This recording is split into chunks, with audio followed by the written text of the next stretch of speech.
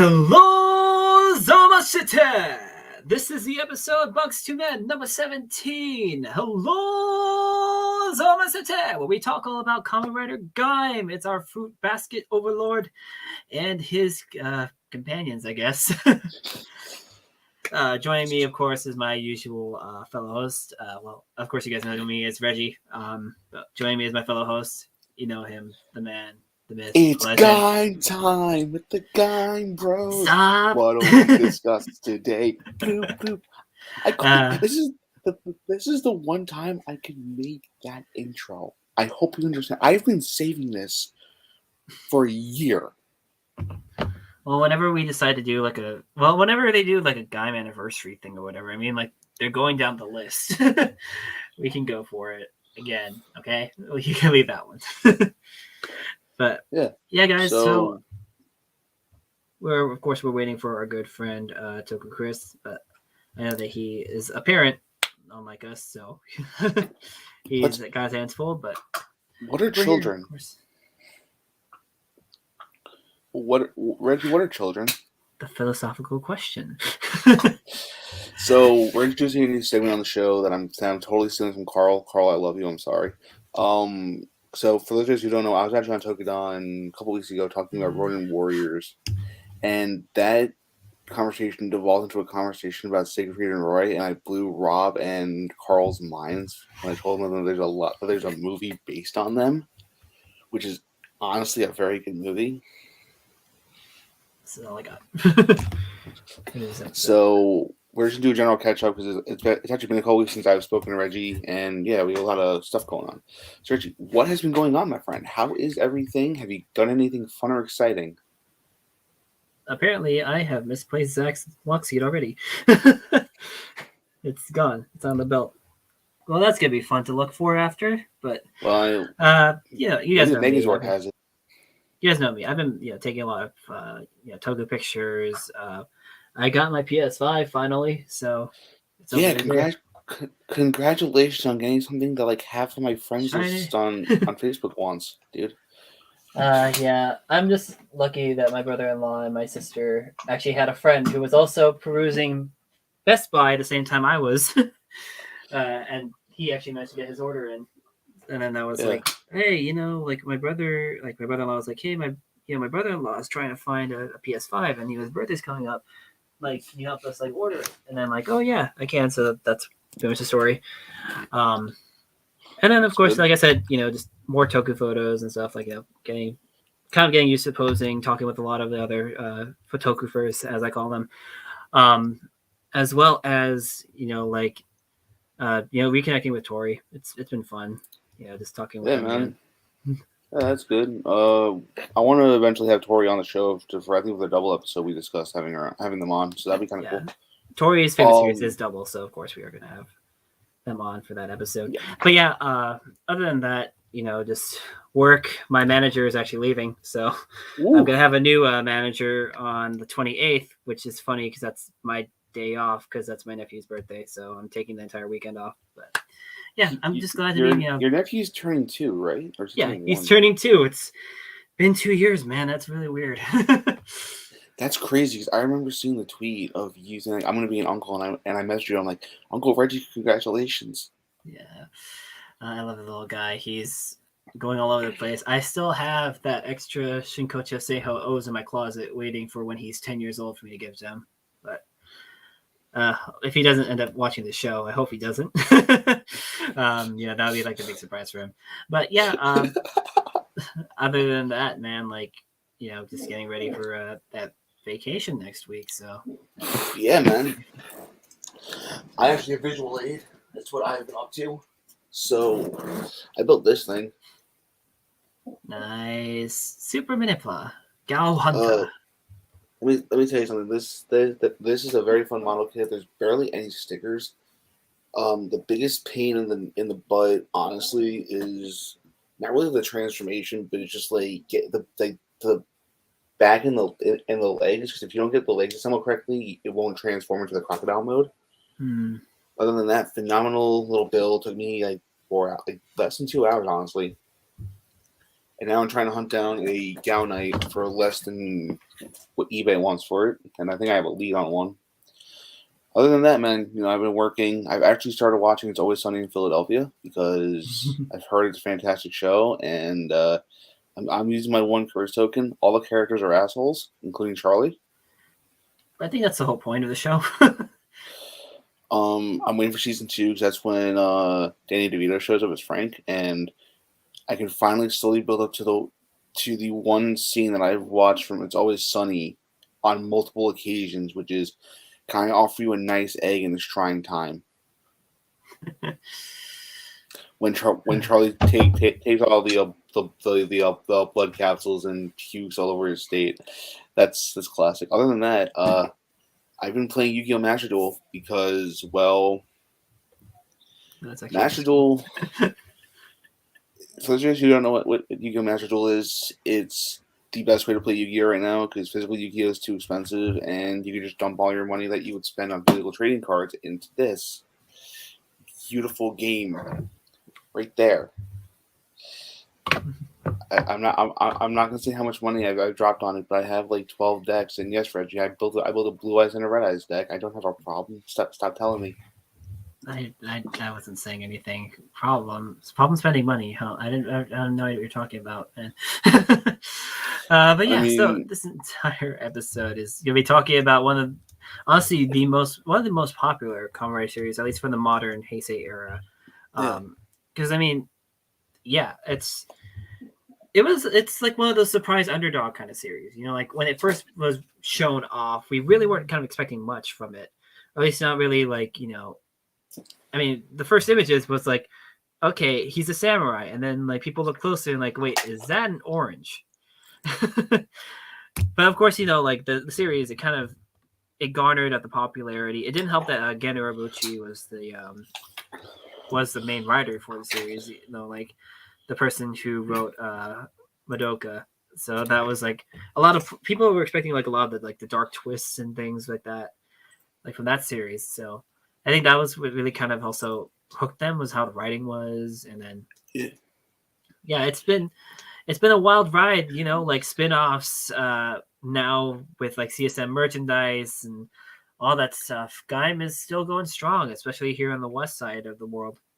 I just think it's legitimately crazy just how you could take a show about Fruit Samurai, like explode open the world, just literally, and make arguably one of the best, if not the best, Kamen Rider series of the Neo Heisei era.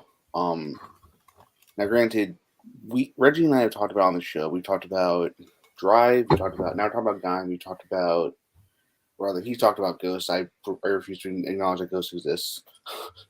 Sorry, Sono. Sorry, Justin. And there we go, Chris. Hello. Let's see if I can arrange this again. There we go. We just summoned you in a tab position. Hello, my friend. How are you? I'm well. How are you guys doing today? I'm doing fine, man. Nice haircut. Yeah, I got bored the other day, so I was like, you know what? Like, because the hair was like up to here, and I was like, nah. Do you see this? This? I missed the spot too because I haven't, since like Corona happened, I haven't paid someone to cut my hair. So like back here, still, it's like I missed the spot.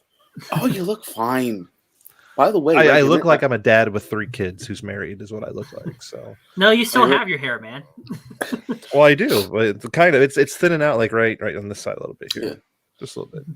By the way, Reggie, when I woke up this morning, I was on Twitter and I saw we got a like from Kyle Higgins. So I'm like, Kyle Higgins noticed us. I think I know why. Because of our good friend over here, guys. What?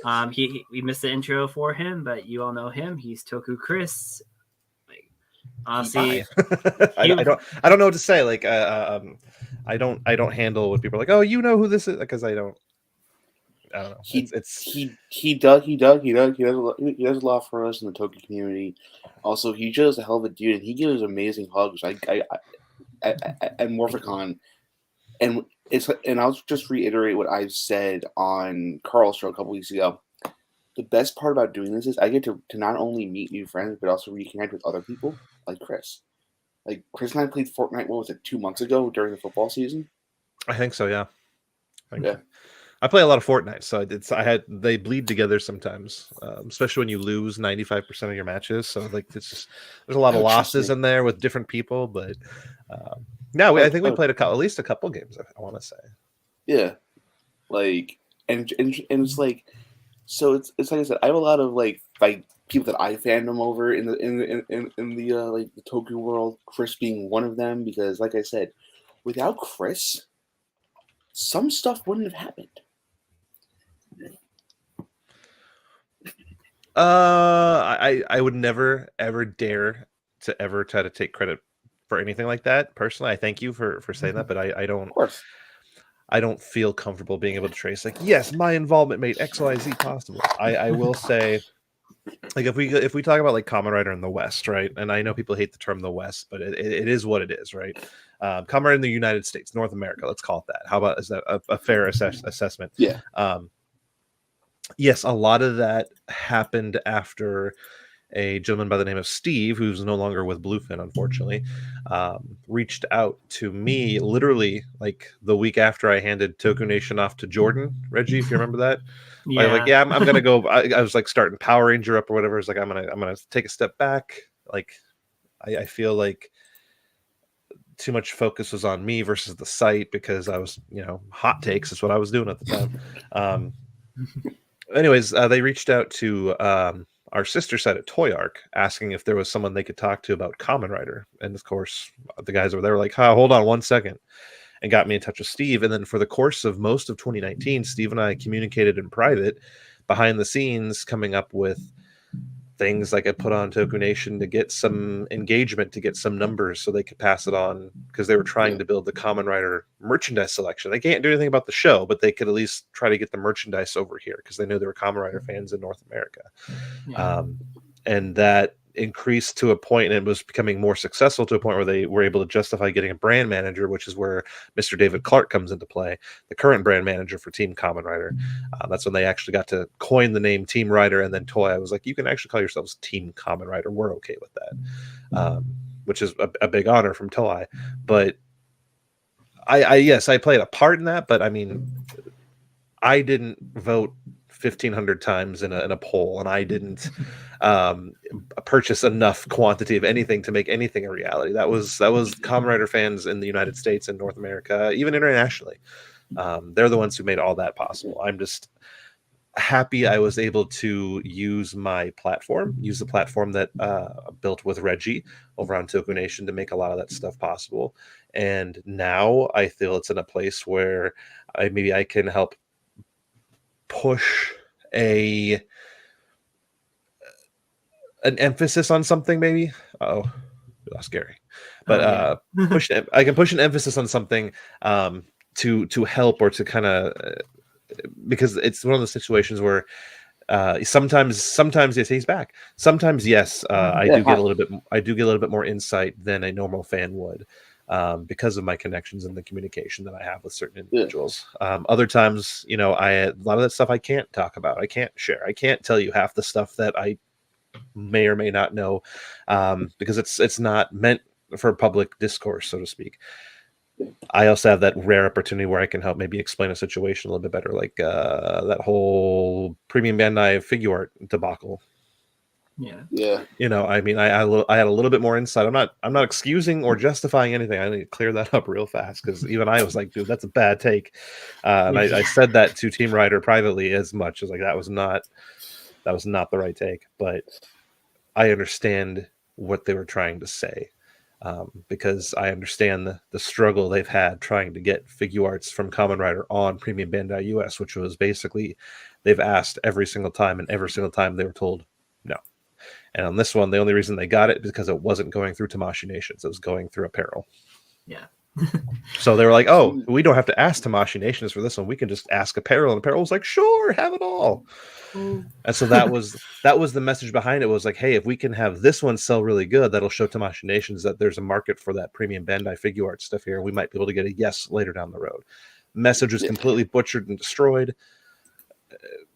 PR issues or whatever, cool. And then it also, I really feel that with the frustrations that you see with Kamen Rider localization or lack thereof, or the struggle that we seem to run into with getting more of it out or more of it quicker, or just communication on any of it in general.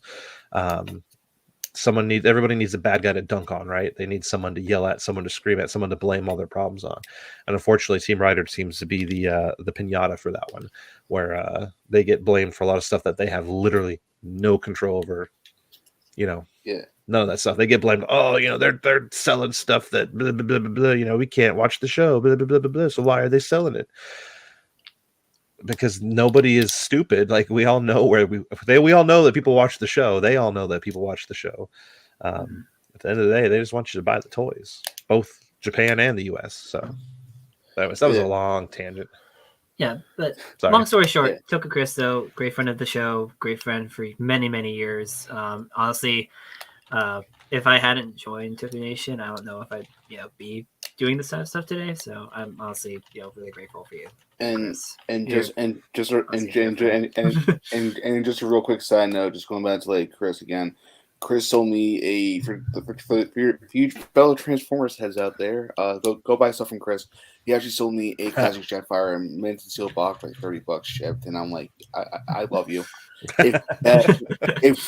If we're ever at a con or anything, I will buy you a nice soda, my friend. Yeah, I'm going through bins. Well, a funny story. So this year, because we have to like, not to make this too real quick or anything like that, but like, we're doing our catch-up segment. It's fine. I'm married. I got 3 kids.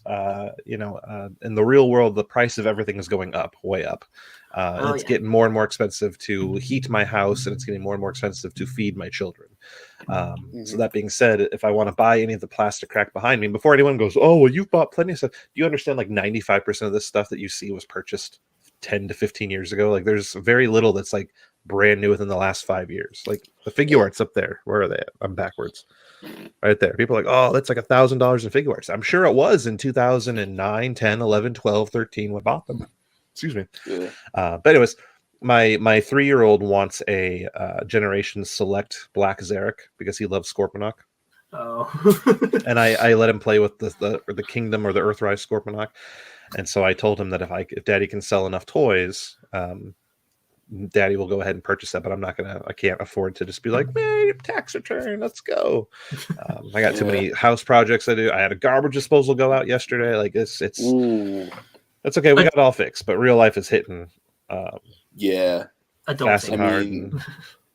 I mean, I'm getting a tax return. That's all going towards my TFCon trip at the end of October. So, because Daddy needs a fun budget. There are figures I'm trying to hunt down, like Cybertron Defense figures, and I kind of want a Nemesis Breaker to go along with my Galvatron. I think I have opened some of the Cybertron. We'll talk later. I have to find everything, but I'm pretty sure I have the Cybertron Defense team open. Honestly, if you don't mind, open. I don't mind. We'll talk after the show. Open transform like 3 times 15 years ago, and that's it. So okay, we'll talk after. Honestly, I gotta find it first. I got a lot of bins. Like, they're not on the shelf; they're in a bin. Anything Unicron Trilogy's in a bin. Anyways, sorry. Probably by the time that I get my tax return, I'm actually gonna maybe do a little contest for the show. I mean, we're gonna be 1 year old in April, so that's very nice. Even though we've only done like probably 7 or 8 of the 12 months of the show, but that's fine. And then there was the time in October where we did like 4 episodes in a row, and we skipped a week because there's a horrible miscommunication between Reggie and myself for a horrible bachelor party. That's the point. Luckily, it wasn't mine. But guys, it's been like we were mentioning kind of earlier before you hopped in, Chris, is that Kamen Rider Gaim has it was kind of like an underdog. When I say underdog, like the first images of it, people were really hated it, man. Yeah, they're myself included. Some people though were like, oh, look at these awesome kind of like warrior designs. They're like, why do they incorporate fruit? That's what drew me to it, was not necessarily the fruit, but I immediately recognized that like Ryujin was based on a Chinese motif. And I'm a big fan of like ancient Chinese history, like turn of the century or turn of the millennium, whatever, 200 AD, that area or era, excuse me. yeah, I noticed Gaim was a samurai, but Baron was a knight. You know, had the knight motif. I was like, okay, like I really like this idea. The fruit stuff, you know, it's cute how they're incorporating it. And then I'm not gonna lie, because so many people despised the early look of it, it really drove me to watch it just to spite a lot of the people that are like, bleh. I remember the first time I saw the Gaim costumes, I'm like, this looks horrible. And then I started watching the show, and like the show is meh. And then I just started watching it, and I started binging it in like small batch, like 2 or 3 episodes at a time. And I was like, the show is fantastic. But also, I want to touch on what Chris said about like Ryugen being like Chinese inspired. You're a fan of Legend Hero, and the first time I saw that, I thought of Legend Hero. Mm-hmm. Yes, the classic fall of the Han Dynasty Chinese era, which tends to be the most marketable piece of Chinese history, it turns out. Whether you're playing Dynasty Warrior games or watching South Korean tokusatsu series like Legend Hero, or Gundam did a whole sequence on that same era. So it's a very marketable era because there's so many memorable characters that are mostly Hi, Lucy. are mostly real. So. I dropped Gaim. so yeah, that's I really enjoyed the that helped draw me to Ryujin at first, but it didn't last. It didn't last. Lucy, good friend of the show. Yeah, I mean, also just I agree with Chris. Like all the armors being based off of like different era, like different like cultures was also really cool. I think one of my favorite suits to this day is Lord Baron, because of how off-putting and how unsettling it is. It looks demonic, and I love it. I have it somewhere right on this shelf here. You can't. It's hard to see because I got the stupid window glare coming talking out. about Michi because he did nothing wrong. Well, right now, Lucy, right now we're talking pretty much like our first impressions, kind of like reflecting back on when we first started. When we get into like character discussion, post series, talking about character growth or whatever, I would love to tackle Michi because he is a psychologist's wet dream for real, like psychoanalyzing. I thought I'll save it for that. But I think that like a lot of the jokes that kind of came out when Gaim was first shown with the fruit armor was that they're trying to be health conscious because after Wizard just stuffed his face full of donuts almost every episode. I saw, yeah, and it's funny too because I loved Forze. Mm-hmm. It did get slow, but I loved Forze. Everyone hated Forze at the time. I absolutely loved Forze, and then it went to Wizard. And I couldn't get into Wizard no matter what I did. I couldn't get into it. I thought it was just too much of a drastic. It was because you had a group in Forze where all the characters accented Kentaro. Mm-hmm. Like they all did something to help his character grow. They were his crutch when he needed it. Like, and his interactions were priceless. Like anything wrong with him, the backup cast helped. With Wizard, you only had. Until you had a Beast or whatever, you only had like 2 or 3 side characters. Yeah. But Wizard was solo, mm-hmm. and his adventures were all solo except for like the priestess or whatever. I didn't even watch Wizard past like episode 15, so bear with me. Going. I still got the figure art, but I didn't watch it. So for Wizard, like I couldn't keep my interest. Like, yeah, the music was cool. I thought the suit looked great, but I lost interest in it, and then. Gaim having such a large cast of characters, those first few episodes, like that also helped draw into it. Because I'm like, all right, cool. Like we knew that we were going to get at least 4 Kamen Riders, right? We knew there was 4 right off the bat because the promos showed Gaim, Baron, Ryujin, and Zangetsu. So we knew there was at least going to be 4. And then it felt like for a wheel, though, like every week we'd get a Japanese magazine scan that had a new rider revealed, and I was like, what the hell? But yeah, I felt Wizard took it from like. If Forze was like, here's like kind of kiddish, not childish, but innocent. If Forze was innocent, Wizard like went up here, but then also like all the way over here, not in a bad way, just in a different way. Like it left the innocent stage and went to like, hey, here's an adult, and there's a lot of serious stuff going on. And then I felt Gaim almost brought that innocence back. Especially in that the first like 5 or 6 episodes before Urobuchi reveals that he's the Uro Butcher, and yeah. I mean, with Gaim, I think that like kind of how everybody as series went on, it's kind of like the follow-up. I call it the follow-up syndrome. It's like people when they first see it, they don't like it or they don't appreciate it as much as the series before it. Like you mentioned with like Forza, people not really liking it. Like before that was O's, like and then like Yep. you know, and then they went to Wizard, like oh, but like you know, everybody had so much fun with Forza. I don't like Wizard, and then it got to Gaim and like oh, these suits look ridiculous in comparison to Wizards because Wizards was so cool, and then you know on and on and on. Yeah. But you know, like it's just if you actually just sit down and just watch a series, you get appreciation for it. Like not if you don't appreciate the whole series, you just get appreciation for certain things. Because I know that like I see a lot on the internet nowadays that like Gaim is either like top tier or people say it's overrated. Like that's but pretty much I think the people that say it's overrated, they're just hating for the sake of hating. I agree with that because it seems like I've seen a lot of discussion where they're like, oh, people who like Gaim are they tend to be like anti-woman because it was, you know, it doesn't treat the female characters that great. But it's like you want to talk about hot take, man. Like that's a hot take. Like I get it, but yeah, it became popular to hate on something that was popular. And you see that trend in all media, and you see it especially in tokusatsu where what do they say about Gokaiger? It's overhyped. What do they say about Shinkanger? Oh, it's really good. It's also overhyped. You know, anything popular ends up being overhyped with some group of people. I don't feel Gaim is overhyped. I feel Gaim is definitely not for everybody. And I feel that Gaim will surprise a lot of people if they give it a chance. If you enjoy like good character writing, if you enjoy a story that plays out over the course of a whole series and not in little group segments of batches of episodes, you'll really like Gaim. But if you're in for that short like chunks of story and like because if I'm not mistaken, I don't remember any kind of story plotline in Gaim finishing like a major plotline starting and finishing in like a 3-episode arc. Like they didn't do that. Yeah. You see it come back in Drive. Drive will do like 2-episode arcs every single like every arc is 2 episodes. Monster of the Week is essentially you know kind of Monster every 2 weeks. Forza did it too, where they'd have a story, but it would last for 2 episodes. 2 episode. Gaim didn't do that. Gaim was like, here's a huge story, and we're just gonna follow the plot line as we go. Yeah. So if you're into linear storytelling, you'll enjoy it. But if you're into episodic, you're not gonna like it. I mean, the biggest thing that I remember is I want to address Lucy's comment. So my whole thing is, forgetting our week-to-week Toku watch parents, and I'm here like Service 01.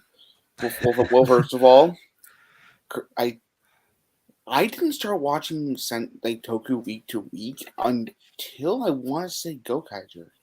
So that's when I could watch it live. And I knew where to acquire the subtitles. Because this was before like the great subpocalypse of 09, where you couldn't watch anything on YouTube anymore. I think I watched week to week Gokaiger, and then it was Gokaiger and Forza kind of at the same time, if I remember correctly. Yeah. And then with Gaim was the first series that I actually watched as it aired. Literally, like watched a really crappy quality live stream, then would immediately download the raw unsubbed, and then turn around and download the first available sub I could find, whether it was from TV Neon or Overtime. Like it's just what I did. Yeah. And I did that relentlessly. We used to get watch parties together. I remember like on the Tokunation side, I remember me, Jordan, Tom would all get together. I think we got like Trek B47 involved. Zach Lavoie would get in there too. Like we'd have like weekly watch episodes, and that's when I was doing Talk and Toku. I want to say too, because that's pretty much what all we talked about every week or every like month was Kamen Rider Gaim. You know what's funny? Speaking of Talk and Toku, quick side tangent. I was going through all my Twitter, like people that I follow. I was following over 1,200 people at one point. I never unfollowed the Talk and Toku, the Talk and Toku Twitter account. I could tweet you right now if you really want. No, but I still remember to this day, like you guys did, like the pre-SECC episode, and you guys were saying how awesome it would be if they showed off the Legacy Thunder Megazord. Turns out that the next day they showed up the Legacy Thunder Megazord, and I'm just like, so Chris. So I had heard, this is off topic, and we'll keep it short, but I did get a hey, be sure you come check out our booth. You might be shocked by the power of thunder, and I was like, son of a bitch, here we go. The Power of Thunder. And then at San Diego, I have a vendor pass at San Diego Comic-Con, so I can spoiler, I can walk the floor whenever the heck I want. And so I did, and I asked permission if I could take a picture, and I was told, yes, you can take a picture and go ahead and post it. Most people usually just don't ask questions. They don't ask. They just take pictures, they snipe, and they go. I actually stopped and asked if I could take a picture, and boy, did I piss off some competitors. But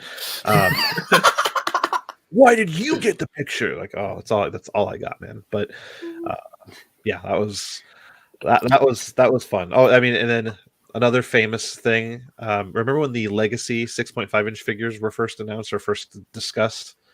Yeah. And then a photo leaked of that. So I think enough time has passed. I can say we sent Tom to Toy Fair, and Tom had mastered the art with his iPhone of filming without people realizing he was filming. Like, not like secretly, like he had his phone out and he was just kind of doing this or whatever. But yeah, he actually filmed their entire Legacy display, which he wasn't supposed to do. Granted, in hindsight, it didn't matter. Those figures weren't that great. But at the time, I mean, that was the best we had because figure arts were dead. Yeah. Sorry for incriminating you, Tom. Speaking of figure art, I just want to say, has Gaim gotten the most figure art releases? They might have the most figure art releases, but they're still not complete. Yeah. We're still missing at least 4 or 5. Mango, Baron, Kiwi. Oh, Mango, Baron are both out. Mango, Baron's out. Oh, wait, yeah, they were. Came out with Pine. We're missing Ichigo. Ichigo. We're missing Kiwi and Ryujin. We're missing Suika arms. Suika Although arms. I don't know we'll ever get that. That'd be ridiculously expensive. Mars and Camaro. Mars and Camaro, and then every one-off villain that they've had.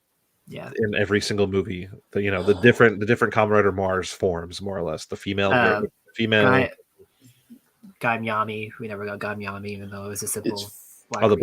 Yeah. It's funny because I remember the Tokunation Nations where they showed us Suika arms, but also quick thing about Suika arms. So there are people. I'm the only guy that I know in my friend group who watches Kamen Rider and Sentai and other Toku. Mm-hmm. Yeah, I see it. So I showed my friends a couple clips from Gaim, including the first appearance of Suika arms, and then he was like, "What the actual hell is going on? Why is there a giant arm?" I'm like, "That is his armor. It's awesome. It's badass. It's a giant watermelon that appears from hell." Yeah, more or less. And then you have Bravo pulling a Gallagher, and then. So I guess let's roll into the characters now, because great segue. I'm learning this. I'm learning. I will say this: Michi was very emo. Yeah. And I'm not saying that's a bad thing. Just he was very emo. He had a lot of interesting character arcs, but also he was very, very jealous about Kota for being Gaim. Well, you got to think about this: is that like majority of the characters were essentially teenagers, or at least young adults. Like with Kota, he's clearly like kind of the older range of them. I mean, yeah, it seemed like he had. It almost felt like all the dance group kids were kids almost, or like still like in high school or something. And Kota had finished that, and that's why he had to go get a job, and move on with his life. That's what it felt like. But they never really. I don't think they ever really explained that.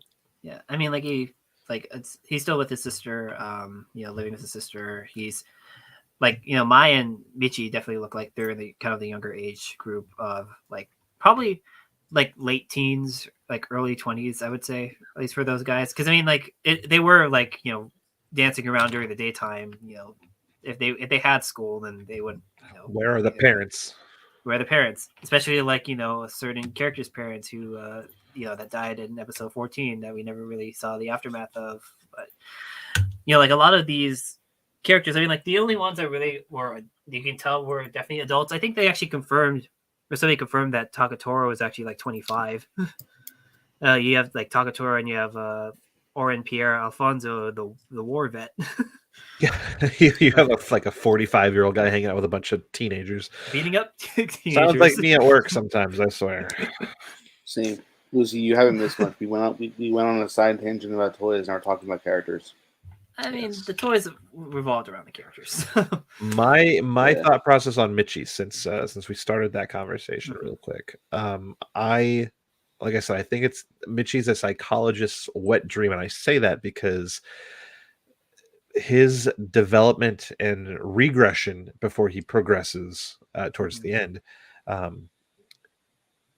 it's like it's like half depression, half jealousy, half obsession. Um, he, it's so hard to explain, but all I see when I see Michi is this was a classic take, unfortunately, of how a lot of dudes are in real life. Like if you were to give a bunch of guys a Sengoku driver, they would all become literally Mitsuzane. In the sense that because there are a lot of people who can't cope with why does this girl like him better than me? I look at all the stuff I do for her. Look how I protect her. Look how I take care of her. I mean, it's like he's the ultimate friend zone, and it caused him to snap, right? And I feel like that's a really like it scared me a little bit because I'm like that it feels real. Like I feel like I knew real life Mitsuzanes who didn't have Sengoku drivers, thank God, but would, if they did, would use them to betray people and to try to hurt people that, to get the girl they think they deserve. Because we know that like Michi and Mai and like Kota were kind of all like close, but it seemed like that when Kota became Gaim, like, oh, now he's coming back into this group where I was kind of like co-heading with Mai.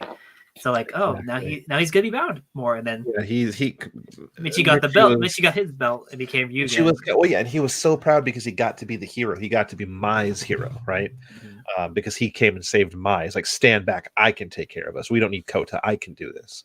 But it didn't work. She still went to Kota, and that just infuriated Michi because it just meant that, hey, even though now you're on an equal playing field, you're still not as valuable. You're still not as important as Kota is to Mai, and that just drove him absolutely insane to the part where he's not even playing or participating in any of this for any kind of end game other than to get Mai for himself. That's it.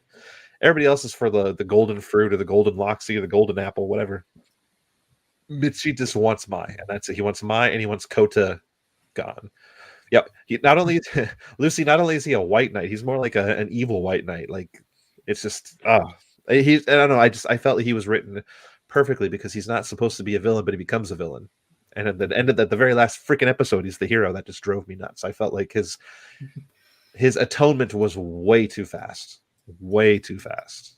I mean, like, considering that we have like all those spin-offs, like, afterwards, would you have rather preferred like Michi's full redemption to like play off at like a later spin-off rather than the last episode, which is like supposed to be like a time skip, just like a 1 year time skip, I think? I felt Michi's entire storyline makes him out to be a whiny, snoveling little spoiled kid who didn't get everything he wanted, and he got upset by it and became a bad guy. And then after he loses all his friends and he loses the girl and he loses, everything, and almost loses his brother that he himself tried to kill, suddenly he's, I feel bad. And now he's the hero because he is literally the only one left, right? There's nobody else with the Sengoku driver except for him. And he has to battle, Kamen Rider Mars or whatever. And now he gets to be the hero. And now everybody loves him again. I felt like for everything he did and for all the stuff he orchestrated behind the scenes and all the people he hurt, I felt like it was everyone forgave him way too quickly. Way too quickly. Yeah, that's fair. Yeah. That's fair, Lucy. Because that's because he's, I don't know if like they had like another younger sibling, but he is the younger sibling to Takatora, who is like, I guess in the Kirishima family is supposed to be seen as like the perfect son.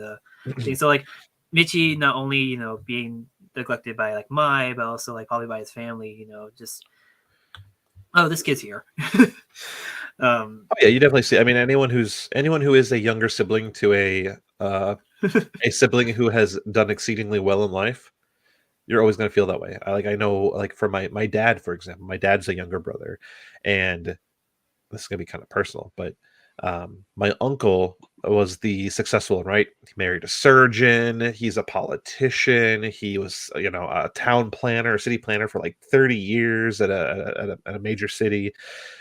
He's got 3 houses. And my grandma just loved him to death. All she ever did was want to talk about him. Like even when we came to visit, all she wanted to do was talk about what my dad's brother was up to. Mm-hmm. That wears on you after a while, right? Because then, here's my dad. My dad is not a city planner. My dad worked for the telephone company. My dad then worked as a postal worker. After the .com crash, he took an early retirement and then went to go work at the post office. But my dad was smart with money and invested his money wisely, and now my mom and him are taken care of. So I get it. Like it's really hard, and luckily my dad got. I wouldn't call it his redemption, but when my grandfather passed away, before he passed away, my dad kind of got that personal resolve that he was looking for. Talking with my grandfather. Grandmother passed away from dementia and Alzheimer's, so we didn't really get to resolve anything there. But so I get it. I get how that can destroy somebody's personality, destroy somebody's well-being, because then all you're doing is feeling like you're just not good enough. You're just not good enough. So that's probably how Mitchie felt. And then like he saw Team Gaim as kind of like his outlet, this is where I can shine, and then Kota coming back. Pushed him back to the. Well, he had the double life too, because remember he did the dancing in secret because he had to be studying or whatever in the university or whatever. Yeah. So he'd sneak off, and Takator would be like, "Why are you late? You are to follow in my footsteps," and blah blah blah blah blah blah blah. I don't know. I'm gonna blow my nose. I wanted to touch on something that Chris said as well, just about like the whole thing with the family. What happened with me was I'm considered the black sheep in the family because all my cousins are like one of them is a hippie. She lives actually in California. Reggie.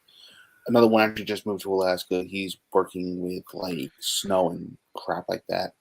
And then my other cousins, all they do is play soccer. They have no relationship with the family. But me, I'm like the loner. I'm the one who has a relationship with my family.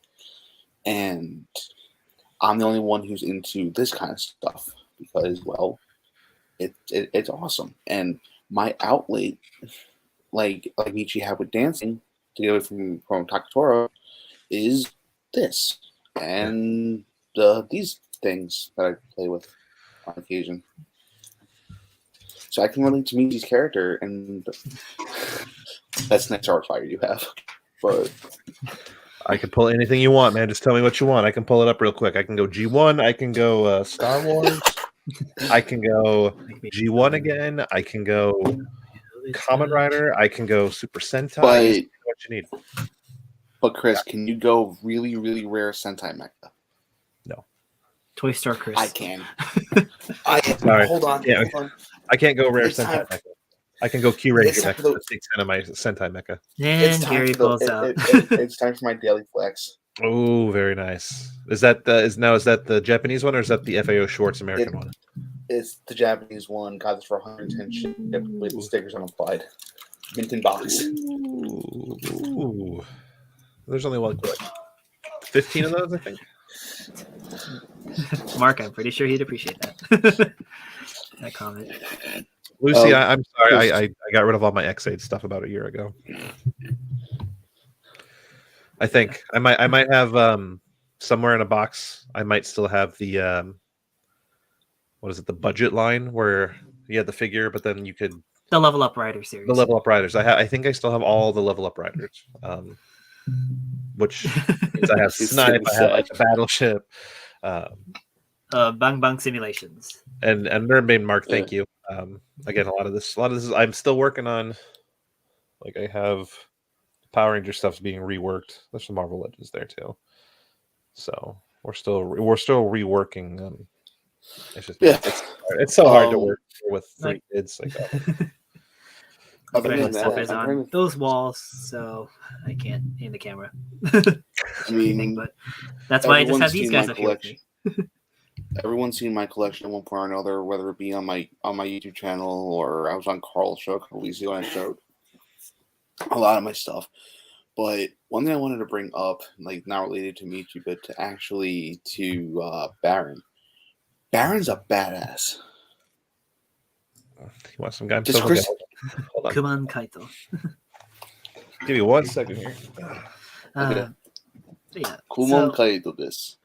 actually, like Gary, let's before we dive back in deeper, like the whole idea of Gaim was originally, there's these guys who transform into the armored riders and they compete Yeah. for dancing. So you had the different groups. You had Team Gaim, Team Baron, Tim and Vito, which had agreed on Team Raid Wild, I think, for Kurokage. I can't remember. Yeah. And also, And then I'm pretty those other smaller ones that kind of had focus that completely got stolen by Bravo. That one red one team, but yeah. Oh yeah. Oh. The one That time thing that is a Aniki thing. actually pulled through. Yeah, I actually got a custom made from Aniki Kamen Rider Zangetsu helmet. It's an actual helmet. It's hard to see. I can't wear it; it's too small for my head. Of course, they didn't follow the instructions I gave them. But I still got this, and oh my gosh, it is. It was a thing of absolute. I mean, the back. I mean, look, that's sculpted. That's not paint. That's all sculpt detail. Like all sculpt detail. The problem with Kamen Rider Gaim stuff is that they make things look too delicious. That actually makes you want to crack it open and hope that there's actually melon inside. What I've noticed about Gaim in general, and this is Gaim and also some other Rider series, the stuff is easy to find, but when you find it, it's very expensive. Well, I think that with the Gaim figure art line, though, it's actually started to go down in price now. Funny enough, I think you were starting to segue into Kamen Rider Baron. His kind of his last minute kind of upgrade for him before he became Lord Baron, Lemon Energy Arms. That was originally a Tokunation exclusive. That was back then. Which Baron? Which Baron? Lemon Energy Arms. Nowadays, that was a Tamashii Nations event exclusive. And nowadays, you can find it on Mandarake for 2,000 yen. I think the Gaim figure arts are starting to depreciate a bit. Because I remember back then, Zangetsu and Zakatsu Shin, they were at the 1,400, 1,500, or 1,400, 14,000, 15,000 yen mark. We got these Seihao figure arts that come out, and they're completely redesigning, especially from the waist down, but also from the waist up. I mean, the fruit armor it doesn't really do much, but from the waist down, because my Kamen Rider Zangetsu figure art looks like he's wearing a diaper, just straight up, just the way they have the old waist molds, and I think that's why you're seeing some depreciation on it. But I mean, at the same time, they're still releasing figure arts. We just got 6 months ago, we got the Grydon and the King Durian and Lychee Arms. Grydon. Yes.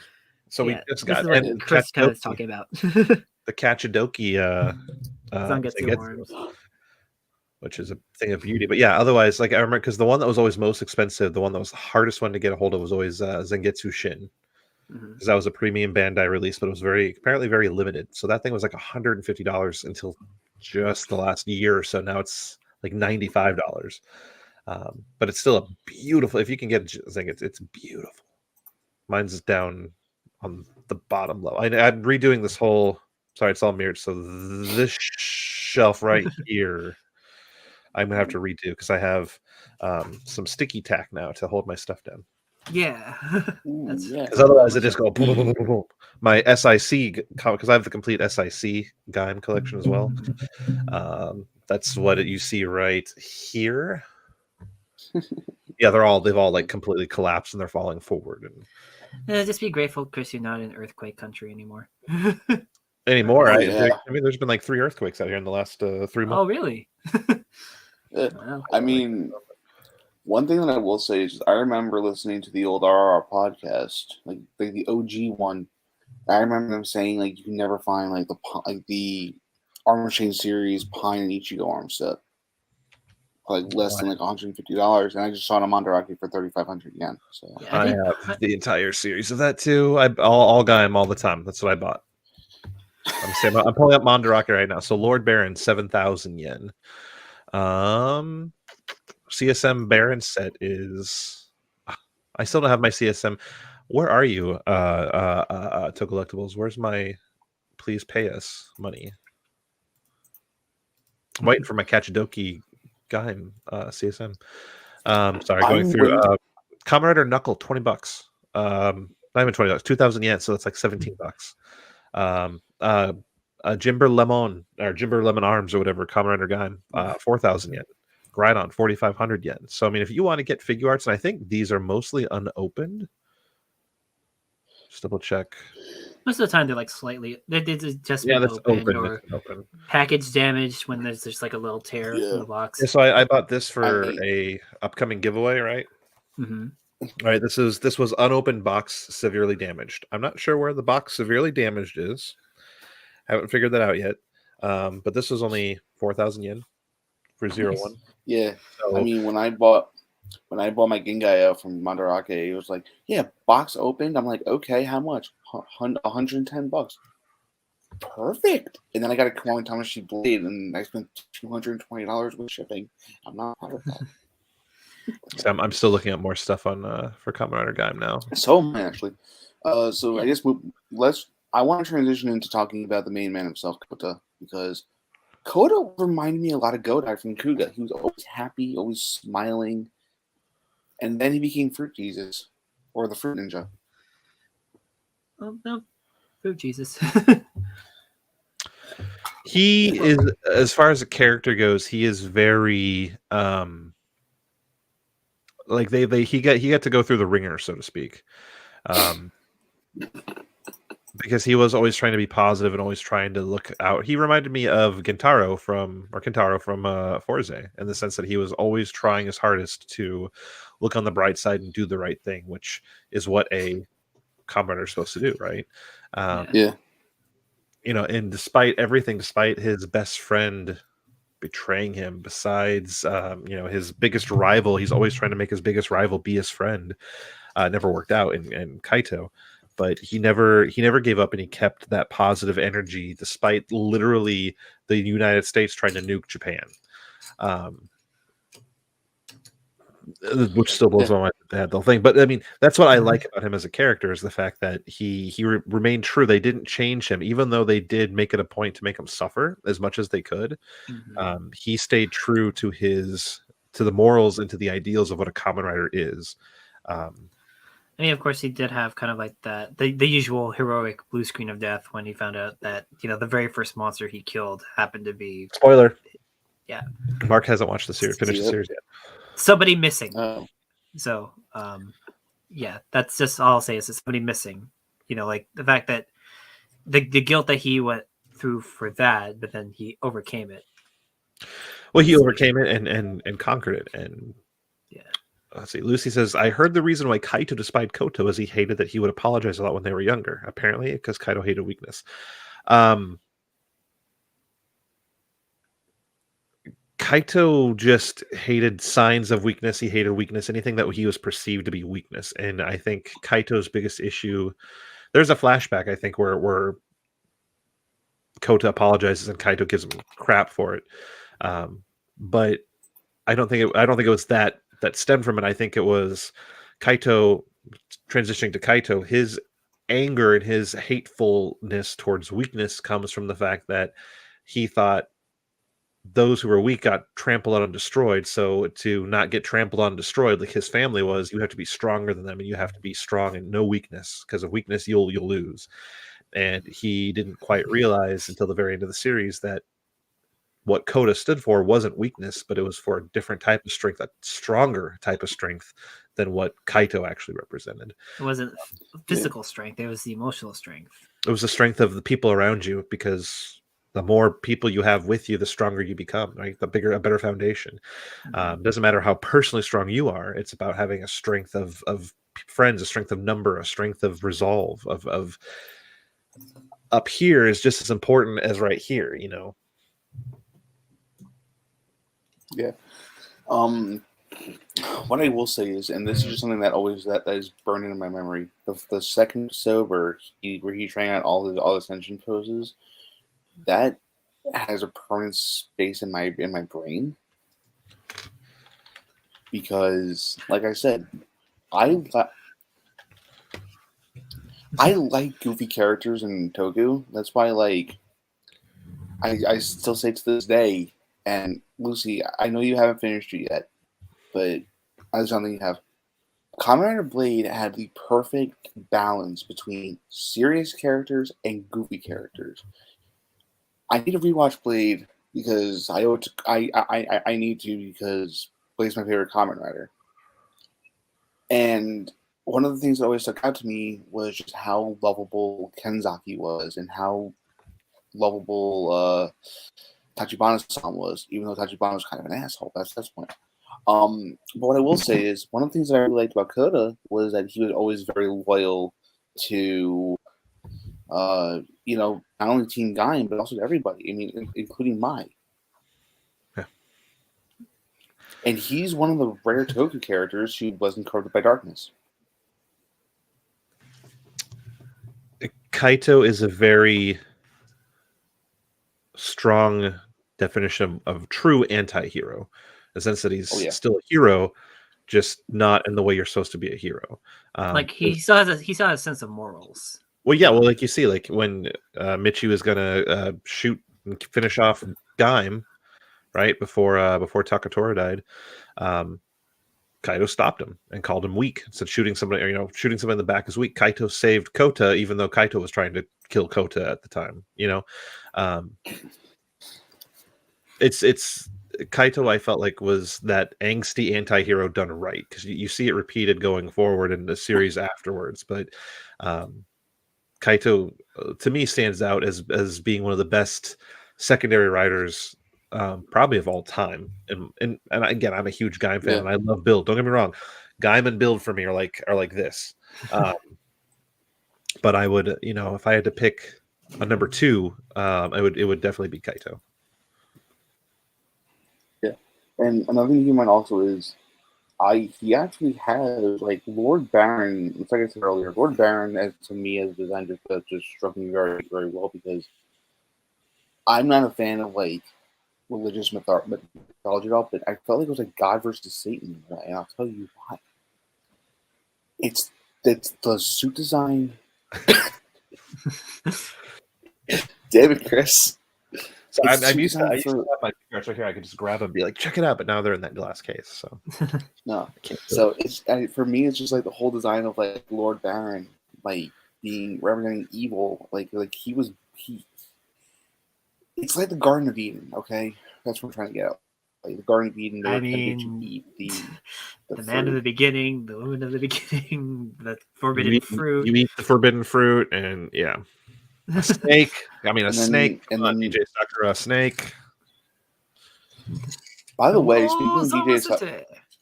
speaking of DJ Sakura, real quick, I thought it was Hiroya Matsumoto from Magic Ranger. It's the hair. He's in everything. Yeah, he was in Q Ranger. He was in the Ninja. He was in Magic Ranger. It's crazy. The secondary rise with Fuwa and Banjo. Banjo is probably my number two. Mine go Kaito, Banjo, and Yusei. Ryusei. So. Meteor, ready? But figure it's only like $9 now, and I still need to get that figure. It's going to cost me $56 to buy an $8 figure art from Japan. Just let that soak in for a little bit. Thanks, EMS. I mean, if you ever want to do like an order, man, just let me know. Like, I've got buddies that like to order a lot, time to time. Yeah, I'm actually looking.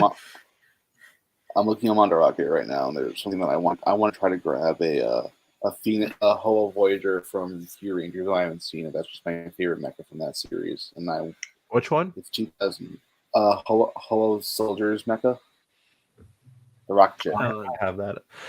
I bought all the Q Ranger. He's got somewhere. See if I can. It's okay, Chris. I bought Tama. Technically Chris, it's right there. There you go. Behold. All the Ryu Soldier mecha, and I've only seen the first 2 episodes. I can pull up the Q Ranger mini plot from my desk in a heartbeat. I have everything everywhere. Gary, I can't help but think of, remember in Thor Ragnarok when Scourge or like he was just like, behold my stuff. I just Reggie, remember I still haven't seen past phase 1. Oh, that's fair. Yeah, I want to see. I want to do an MCU episode, but I can't because Gary has not watched all of the MCU yet. It's a Super Sentai artisan. Yeah, Kaito's jacket though. Yeah. Kaito's jacket. Yeah, back to Kamen Rider. Kaito's jacket is a really nice coat. Fun fact: the actor for Kaito did apply and interviewed and almost got Gokaiger.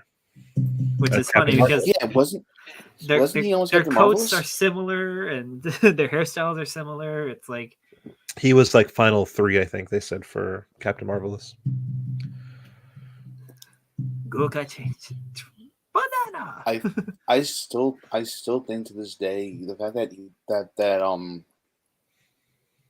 they got both Kaito and Kota to come back for Geo was really a neat touch. Even as much as I hate Geo, the best part was all the returning cast. Should really watch Geo sometime. No, I think my favorite thing that I enjoyed the most post the show airing was the live show, and how they would do a concert and they would sing their Rambo Escalation or whatever. Rambo Escalation. They would actually sing it themselves, because after Drive, you don't see that anymore in Kamen Rider. They don't have the actors don't sing their songs anymore, which heartbreaks me a little bit. I think that for Saber. I thought I did hear Saber. They did one. Saber's the latest one that did it, but like pretty much everybody else afterwards. It was either and nothing until Saber. But I love that. I love the fact if you didn't watch the Gaim and Drive movie, which is if you're a Gaim fan, it's a must watch because it's a direct sequel to the end of the Gaim series. It's not like we'll just pick up and see how people are. It's like a literal direct sequel. Like Takatora gets his melon energy back because it follows the show continuity because Michi lost the driver, but he never lost the Lockseed. So, and it's got the greatest henshin in Kamen Rider Gaim history ever. Would you agree with that, Reggie? You know henshin I'm talking about, right? Oh yeah, when you have, especially with these suits, you have the fruit falling down, but you never really get to see. The fruit falls down, and then you see their face, and then the helmet just phases over. We have a helmetless Takatora henshin scene. So if you haven't, he's fighting what is it, Robot Baron or not Robot Baron, Robot Duke. What's his name? Professor Ryoma. I haven't seen the movie, so I don't know. Oh no, he's fighting. So this interdimensional being is absorbing planets, and it destroys the planet that Kota and Mai are on, and it absorbs the Kiwami Lockseed, and it comes to Earth, and they're like, "Oh crap! What are we supposed to do? We can't fight this stuff." So, it is able to create. Now, keep on. Michi still has his belt. And it starts fighting people, so Michi starts fighting, and it creates some Kurokage troopers, right? So Michi fights or whatever, the Kurokage troopers get destroyed. Michi grabs one of the Sengoku drivers as it falls and takes it with him, and him and Groudon and Bravo, all those characters, Takatora, they're all together, and he gives it to his brother, and he has a dream because he passes out. In his dream, he has a dream that a Helheim fruit in the little hangout appears, buds up or whatever, and a Lockseed pops up. And when he wakes up, it's true, it happens. So Takatora puts on the Sengoku driver, grabs the Lockseed, it becomes a melon Lockseed, and his faceplate comes back. So now you have Takatora and Michi, or whatever, they decide they have to go fight the bad guy themselves and go save Mai, who's in prison. So they go fight, and the villain recreates Professor Ryoma, and that's where you get the dragon fruit energy. He becomes an evil robot or whatever. And so Takatora fights him while Michi goes to save Mai. I forget exactly. Takatora is able to destroy Ryoma the energy driver falls to the ground, the Genesis driver, and Takatora gets his ass kicked by the interdimensional being. Michi comes out, yells at his brother. He's like, "Hey, Takatora-sa!" And he throws the Melon Energy Lock Seed. Takatora grabs the Genesis driver, slaps it on his waist, and he gets the suit without the armor for Zangetsu Shin, so like the white suit with the black down the middle, and no helmet, as he's holding off the weapon or whatever. With And a sonic arrow, and then with a sonic arrow, and he's doing a speech, and then he plops the lock seat on, finishes the henshin, and the fruit armor comes on, and he becomes Zangetsu Shin. Yeah. And it's just I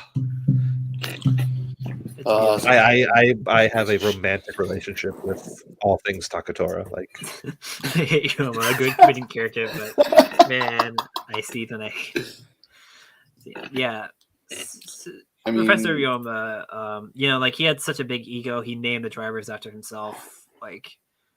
And I mean, like he's the only energy lock seed that has a jingle. If you notice that, Gary, in the movie with Drive, there's a scene where Kachidoki has to pull all the weapons out, and he gives Takatora Zangetsu Shin. He gives them both the Melon Defender and the Sonic Arrow, so he uses them at the same time. He was frozen in place. I still. Lucy says, "Hey, Chris, back up. Takatora is my man." I will listen. It's nowhere near as cool though as Sid, and mostly because Sid was he was a drug dealer.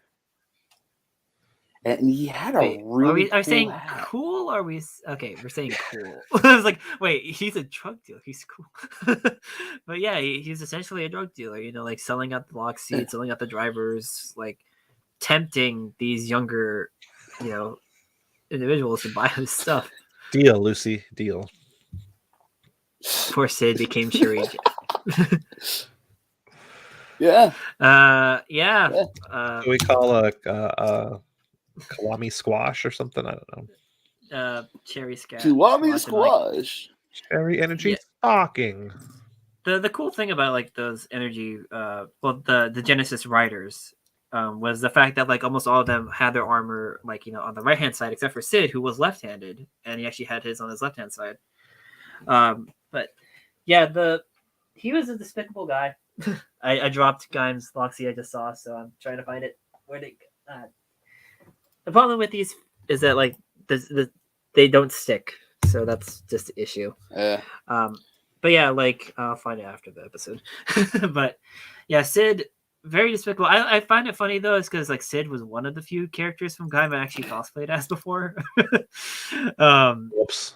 Yeah, I don't have anything left from him except for the bowler hat. That's only because I can't really figure out what to do with the bowler hat. Ooh, Kamen Rider Gaim Blu-ray DVD set. Bald. But it's missing its card folder. I don't know what that means. It probably came with a lot of these Japanese releases tend to come with something special to go along with them. So yeah, that's probably was the $400, but one thing that I will say though, one thing yes, Gara, you get a cough clap. But what I want to say though is just about the whole toy line for Gaim. Because if I recall correctly, especially the CSM doesn't have its own individual sounds for the Sengoku driver itself, right? For the CSM, everything has a sound in the CSM. Yeah. No. I mean, just imagine. Because I was gonna say, they could have just done what they're doing with Ranger Keys and make Chris spend more money in the same way that Josh spends more money, and just keep making infinitely more lock seats. Yeah. Are you talking about the thing is each lock seed has its own batteries, its own sounds. Like the Sengoku driver, it defaults to the original Sengoku driver had 4 different jingle sounds depending on whichever faceplate was in there. Either the standard sound that Gaim and Gaim, Zangetsu, and Kurokage used, which is the standard Japanese,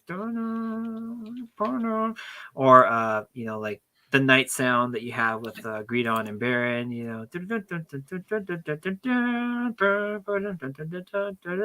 My driver is under my bed, so I can't And I can't strike. show you guys any of this.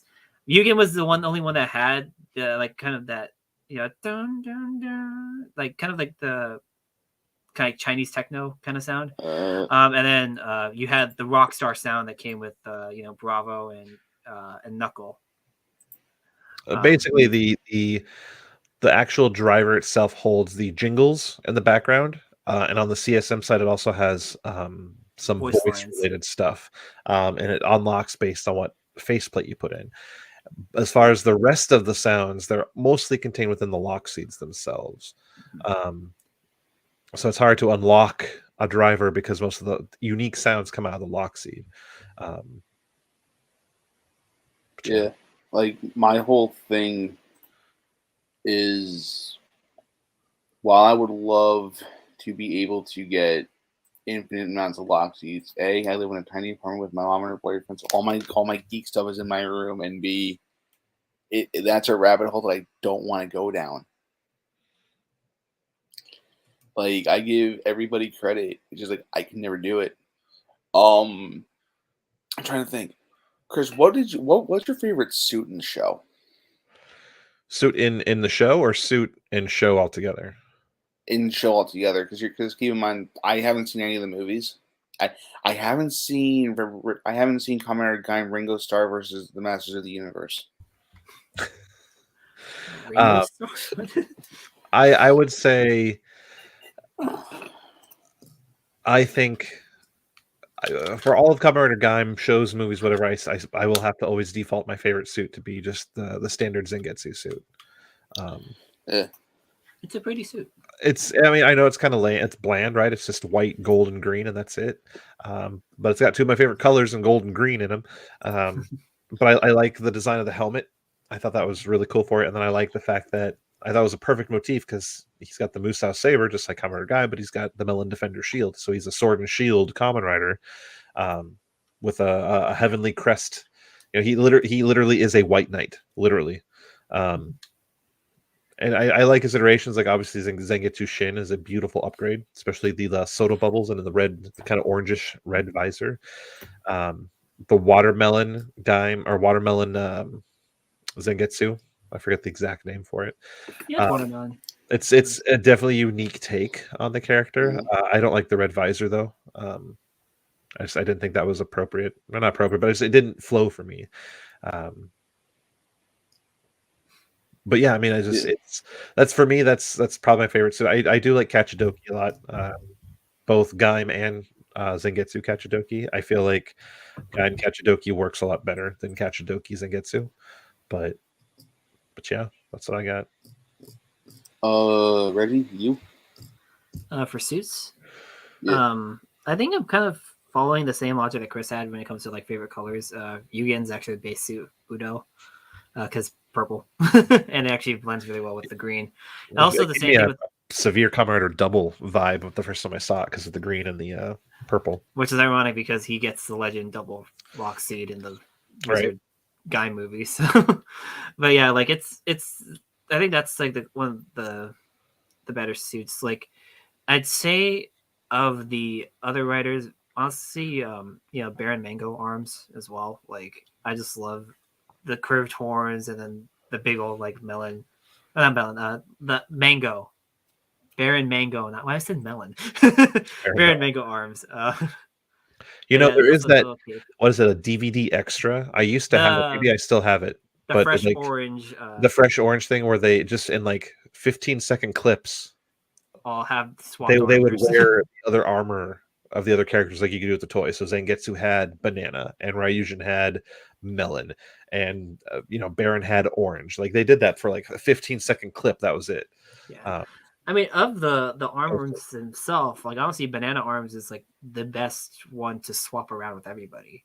Like, it looks good on no matter who it gets onto, just because of the silver and the gold for the banana parts of it. So I think like any other suit that involves banana arms also is something that's top tier in my book. But yeah, like when it comes to the other, when it comes to Gaim himself, though, I would have to just stick with orange arms or Jimba. Like, Kachidoki, I do enjoy as well. Kiwami, though, I think it's like I get what they're going for with the kind of the stylized helmet, but it looks weird to me. But everything else about that suit, I love it. But it's just the helmet. It's just Kachidoki Gaim, in my opinion, is the top form for Gaim. As far as if that was his final form in the show, I would have been okay with that. Yeah. I mean, it's kind of funny, like how the armor change series, like for when you got armor change Kiwami, it gave you like Kachidoki armor to put on it, but it was like static armor. So yeah, because it's meant to. It's got a spring loaded, so it pops off. It's supposed to explode off like it does in the show. Cast off. Not very well, but it does. But okay, let's see. People say, "Oh wait, this thing." Yeah, he has a mustache. Favorite suits for lychee arms and banana arms. Mustache arms. You. Oh, wow. Sorry, Gary got me shopping now, so I'm like browsing them under. Okay. Yeah. Gary, did you mention your favorite suits? My favorite suit, if we're talking overall on the show, it's Baron, Lord Baron, because like I said, Lord Baron to me strikes the perfect blend of monster and I don't know why I just did this. Monster and class. When I look at this suit, it reminds me of a time when I saw the Fangire for the first time in Kiva. Although I've only seen the first 3 episodes of Kiva, don't tell Liz. I don't know, it just strikes all the right chords with me. I like the villain. I like the horror theme with the suit. The rest of the invest though were kind of weird. I think it's Regui. I think he's my favorite Overlord outside of Baron. But we're talking like strictly Kamen Rider forms. Kiwami. Also, real quick story about Kachidoki. Friend of the show, J-Man, actually had one for $5, and I almost bought it off of him. Nice. For the figure art. I was like, yeah, I don't need it. So yeah, that is my favorite suit. I'm trying to think.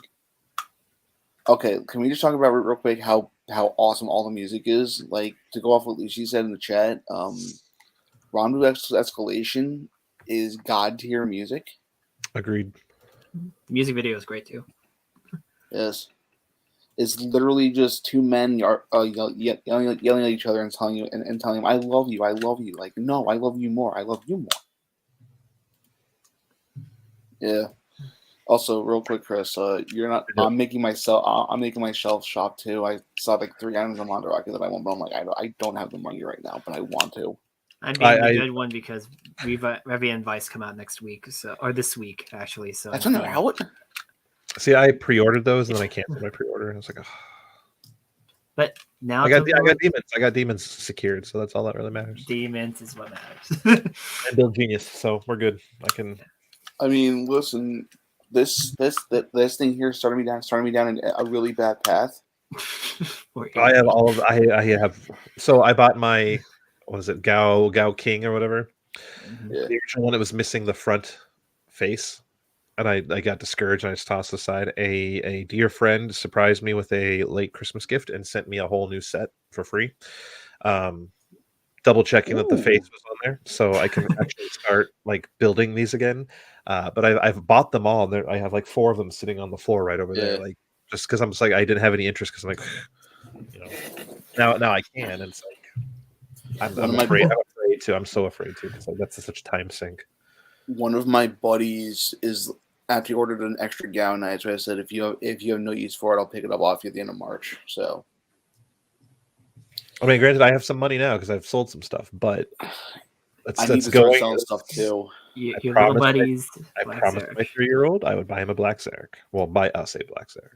So, but actually, we had to make enough money to buy it first. So, a real quick side change since we're talking about buying shit stuff. So, a buddy I know in my card shop is also a Transformers fan. So I asked him how many arcs he was buying. 4. You know how many arcs I bought? 2. 0. I only wanted the arc for mainframe, but for the Teletran 1, but I mean, everyone's like, hey, this is like a Legends class difficulty blown up as a Titan class figure. Like the transform, they're like, you're like, legs, arms pop out, head pops out, done. I'm like, yeah, Isn't it no, also No though? complexity. Speaking complexity. speaking, And like I said, I just wanted it for the mainframe. I'm 'Cause kind of glad I only I wanted collect. Teletran 1. That's all I wanted. speaking of Knuckle for a hot sec, most underused suit of them all. And it's funny. The first time we I saw would that, say Kiwi Arms is the most underused suit of them all. Yeah, I think it's because it didn't really like. Well, I mean, because you mentioned the 15-second part of like fresh orange arms and Yeah. special. Like Kiwi arms did not blend really well with anything else, like except for Ryugen. Like And Ryugen, his story took him in a way different direction, obviously, because he yeah, becomes Sengetsu Shin towards the end. But and Ryugen Yomi, but yeah, well, that was for a single episode. It was a brilliant episode. yeah. I love that upgrade, downgrade. Shift. Okay, I thought Zangetsu also was a little underused, the regular one. I mean, it's been better, but we never really saw him fight, but like what, once or twice before the thing. But that's the writing. And let's talk about the writing real quick too, because I remember when it came out, it was kind of big news, but I don't think people talk about it anymore. It's like the whole reason Baron is basically just Kamen Rider Duke, but with Baron's clothes, is due to the fact that they didn't have an upgrade plan for Baron. He was just Really? that popular. Yes, he was just so popular that they had to write, like on the spot, come up with an upgrade for him. So they literally just gave him a new helmet and put on Duke's armor with the banana crest instead. Or the Baron crest. Banana crest. Yeah, banana crest. That sounds dirty. That's why. That is literally why that suit exists, is because they never planned an upgrade for him. It wasn't in the cards, and then he was such a popular character. They're like, we have to use him more. We have to keep him relevant in the show. Like, I don't know if he was supposed to be like not written off, but like disappear for a while or something. But so essentially, he's the Tommy Oliver of Kamen Rider Gaim. can you blame him though? I mean, he does kind of hold almost. He keeps that show grounded and from spiraling out of control into a really generic anime, in my opinion.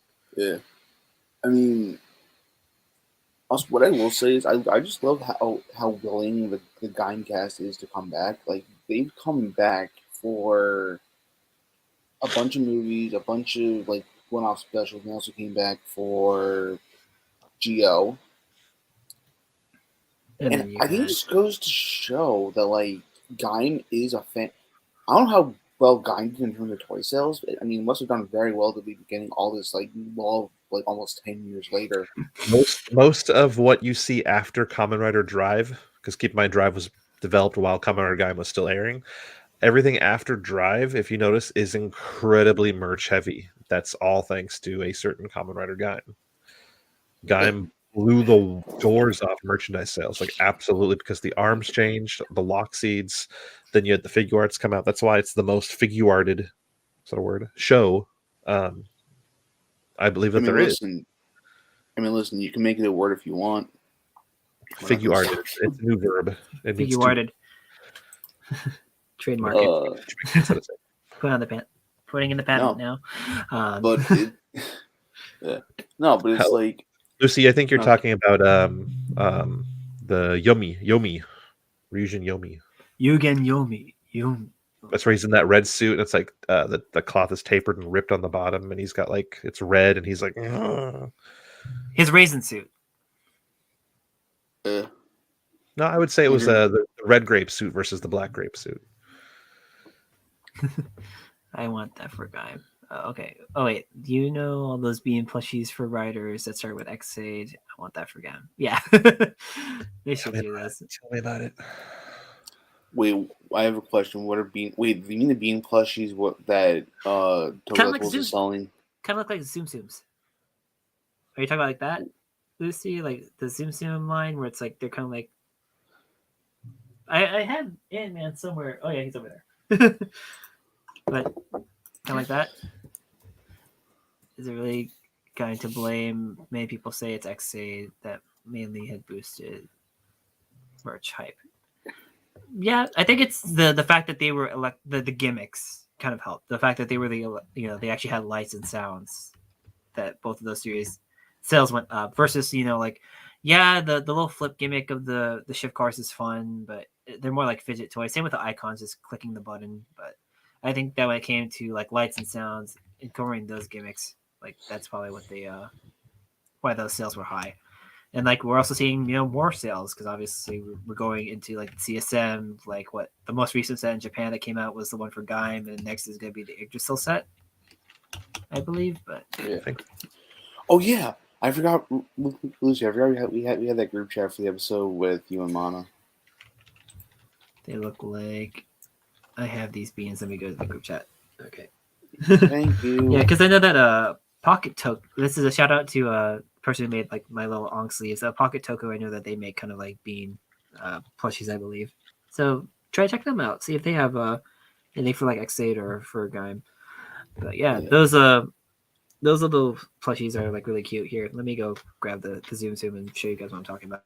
Yeah. I gave away a whole bunch of plushies at Christmas, but I didn't touch them. I wasn't allowed to touch them because they were giveaways. I don't do plushies. That's my thing. Is like I haven't had plushie anything since I was Yeah, a see, kid. like those a little things. bean. Yeah. So if they made one for like, I don't do oh, so cute! I had to have it. Yeah, like if I think that's what Lucy's saying. If they had like one. Is that a sweet? Wait. Hold on. It's Tsum. Is that Tsum Ant-Man? Yeah, Tsum Ant-Man. They made like Avengers ones like back when I think Infinity War and Endgame were airing. Because like how long ago did I get this thing? Where's the trademark copyright thing? I like how the little attack war is like it's a full on. Wait, Dragonic Knight or Wonder Almighty, I guess. It's like full on book. Where's the little trademark thing on here? I can tell you when this thing came out. But yeah, that'd been cool if they did that for Kamen Rider. I know they did something I think recently for other series, but oh, there's no copyright or trademark thing on here. That's weird. I think there would be. But yeah. I'm still taking photos. Hold on. That's fine, Lucy. Text, sorry. But yeah, the You're okay, Lucy. You're okay. No, but what I will say is, Gaim is one of the riders that has not gotten representation figurized standard yet, and I'm both sad but thankful. Because I'm still going through because I have everything on my desk. I'm still going through the Soto, so I have not done anything with Soto because I regret it. I sit there. I'm like, why did I buy these? I have the figure arts and I have the arms changed. Like, why did I buy essentially a combination of both of them in smaller, more expensive form? Like I all the Gaim that's what got me is all Gaim. Like again, he's speechless. He can't even move. He's just like.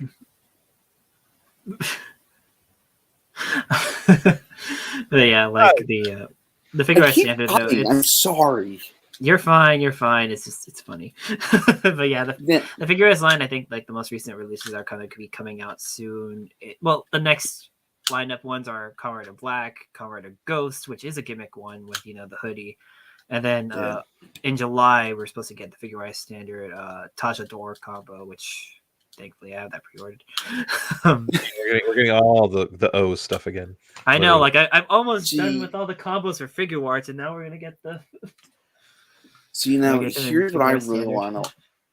I really want to know how far into the Gaim line they're going to go to. They're going to go through for figure out standard because, I don't like Chris's face.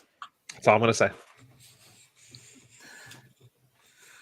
Don't say no. Just spend more. I was just saying. In regards to CSM side, I'll just go with. And then.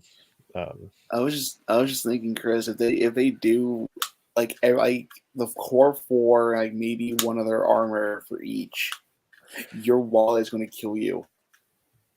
There's a CSM item I've heard. If it comes out, yikes! That's all I'm going to say for Gaim. I remember we talked about that at some point. I think like if it does, It's oof. not the one I think we had talked about before. This one I got Another one. Oh God. the one that was insinuated, and I don't know whatever happened to them, but then I got an actual like potentially like an actual. Let's just say I feel very very confident in what I know. Now I'm curious. I'm like, oh. I mean, looking at what they're potentially doing for other Rider series, I mean, like we just got at least with Decades getting the Ride Booker, O's just had the Tajinity, Tajo Door Spinner. If somehow we get CSM Gaim weapons, that is going to be insane. I mean, especially with like the Sentai series does have like the Memorial Yusol Ken or Gaisol Ken just came out recently. If we did get a CSM Gaim weapon or weapons, which one would you want the most? Oh, That would be such a realistic. I mean, I don't think you're going to get a banana spear. Just to be real, I don't think. I mean, not in any way, unless you want the kid version, which is only like this long to begin with. But I don't think you're going to get an actual adult. I don't think they're going to start shipping spears out of Japan. I would say towards what Sentai has done, especially with like Ryu Soldier. Yeah, right? They've actually made like almost 1-to-1 scale of those swords. I would not be surprised to see either like a Musou Saber or maybe a DJ gun, or I could see Ryujin's gun. Yes. Slicer. Yeah. So I mean, all those I think are realistic possibilities. Lucy. Yeah. just them in two pieces. It's the power sword. I think that of those, the two that are most likely are going to be the Musou Saber and the Hiwa Dai DJju. Please give me a DJ gun CSM. I mean, one of the easy weapons that you can kind of do. Honestly, you could just resculpt Hulk hands as the Kirby bombers. I could see like the only reason I could see like Musou Saber over maybe something else is because 2 characters use it. 2 characters use it, and it incorporates a gimmick item. And yes, and it incorporates the lock seed, which is already out. But also, so does I'm just going to call it the DJ gun. That also does it too. The Orange Slicer does not, but it does connect to the Musou Saber, so that could be a fun secondary release. And then you could have. I love the Dai Mar. The Dai Mar is fun. Oh, Chris, your wallet would go like. It wouldn't be your wallet that would kill you. It'd be your wife that would kill you if they made like a CSM Gaim weapon set. That's already. I just refinanced our house. Also. Look at the cool Kamen Rider Gaim stuff I bought. I'm teaching our kids to eat healthy. My son does love oranges, my oldest. I mean... But yeah, if they made like that set, because like if we'll talk about like, other recent Kamen Rider news at the very end of this thing, but yeah, if they made like a set like that, I could see that being like probably like the Ichigo set that's like, coming out with the dies that's like $500. Like I could see that being like a pricey set to go with, but there's gonna be a collector out there that's gonna buy it. Yes. CSM Kota's wig. 5,000 yen, and you don't have to style it. Oh my god! Like the CSM potential for Gaim is just astronomical. But anyway, still to finish my Sony Arts for Forza collection. Chris is still window shopping. It's like I can afford. I'm sorry I caused this. No, you're fine, Gary. Yeah, like we did, of course. Like we mentioned spin-offs and things like that. So we had, Baron and Zangetsu Gaiden. We had Duke and Knuckle Gaiden. We had most recently the Gridon and Bravo Gaiden. But if we could bring back any of the Kamen Riders to make another like duo Gaiden, what would you guys want to see? Like, I know that a lot of people. I mean, like, I'll just go off of my idea. If we could get, if we could get a Yugen, like, spin-off movie, And then if we do have to pair him off with anybody, I'd like to see a little bit more history of Marika, because we never really saw what happened with her before she became one of Ryoma's lackeys. And she is a horrible representation though. Like I understand people's issues with her as a character because she is extremely powerful, but bends the knee to literally whatever man she can find first. And I get that is not. That makes for a very weak character. Like you can be super strong and super skilled, but if your goal is like I must be someone's queen, I must be someone's number two, that's not a good look. Especially maybe then at the time of writing it was cool and maybe that fit the writing style, but I would have, like most people, I think I would have preferred that character to have more personal ambition themselves. I love Ryoma. First it's I love Takatora. No, I love Ryoma. No, I love Baron. I love Kaito. Like stop. You're like 30 something. He's supposed to be like 18. Stop. See, real quick, I just want to address Lucy's comment. That's why I called it Ringo Starr Saves the Universe, because Ringo is Japanese for apple. Well, wasn't he a Beatle too? Ringo? Yeah, he was. I'm gonna call him Apple. He was actually just on Jimmy Kimmel. Ringo Arms, Hogo no Kajisu. I think Ringo Starr was on, Jimmy Kimmel last week also. Great interview, by the way. Apple Star? Yeah, Apple Star. Yeah. Apple Star. So the module sets for just... Forze are literally 200 yen.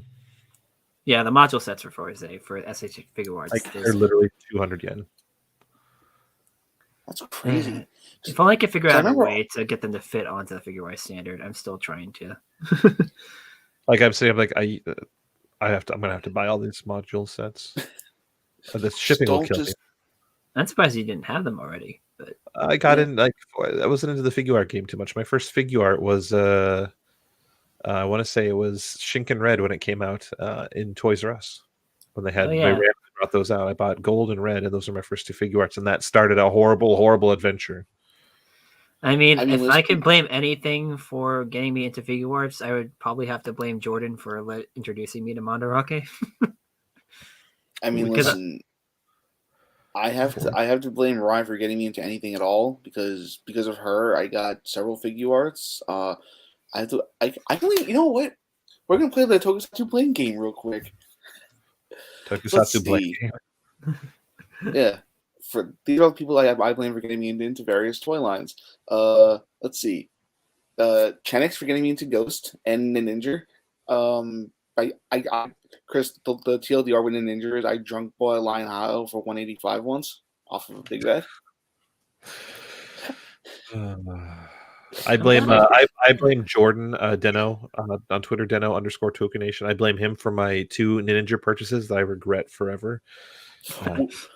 Because he hyped us. It's awesome. This is gonna be the greatest Sentai they've ever done. This is so cool. And then like 20 minutes later, he's like, "No, it sucks, man. I don't like it." But you know what's funny? I have an app on my phone called Time Hop, and that lets you like relive all your old tweets and Facebook posts.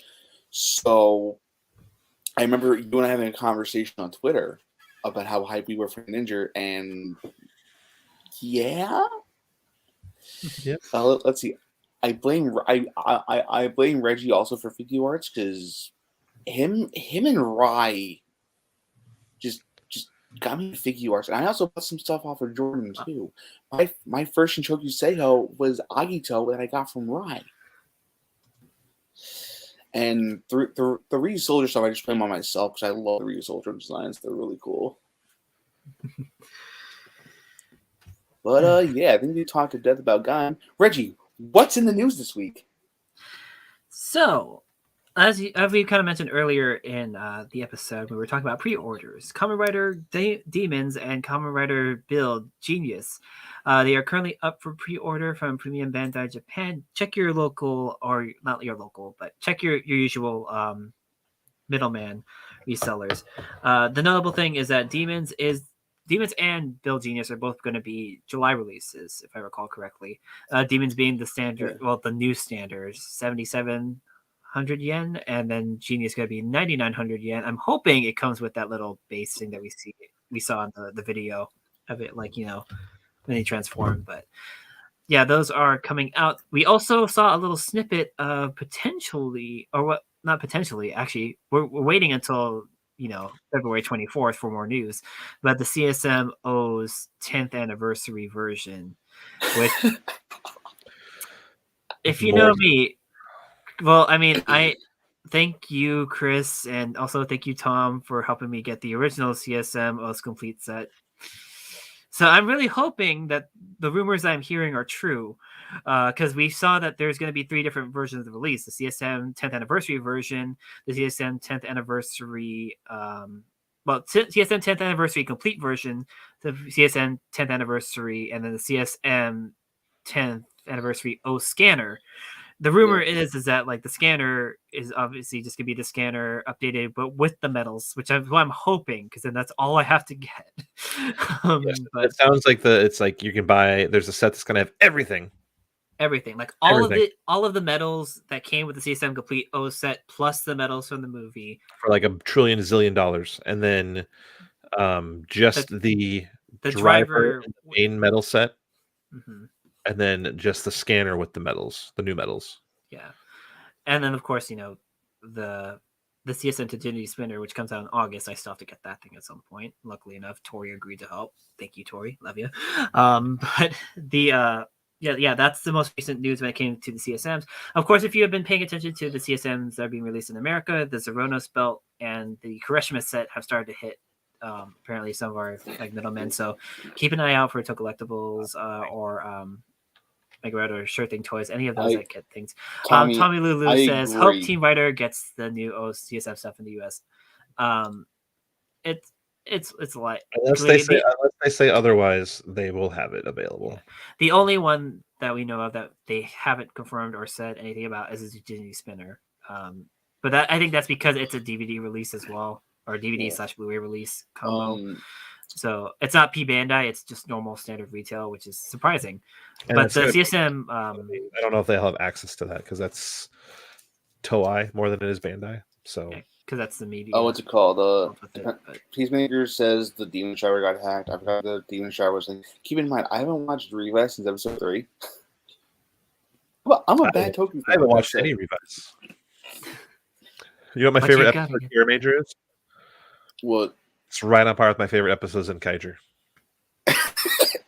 I haven't watched either of them, so I just real quick.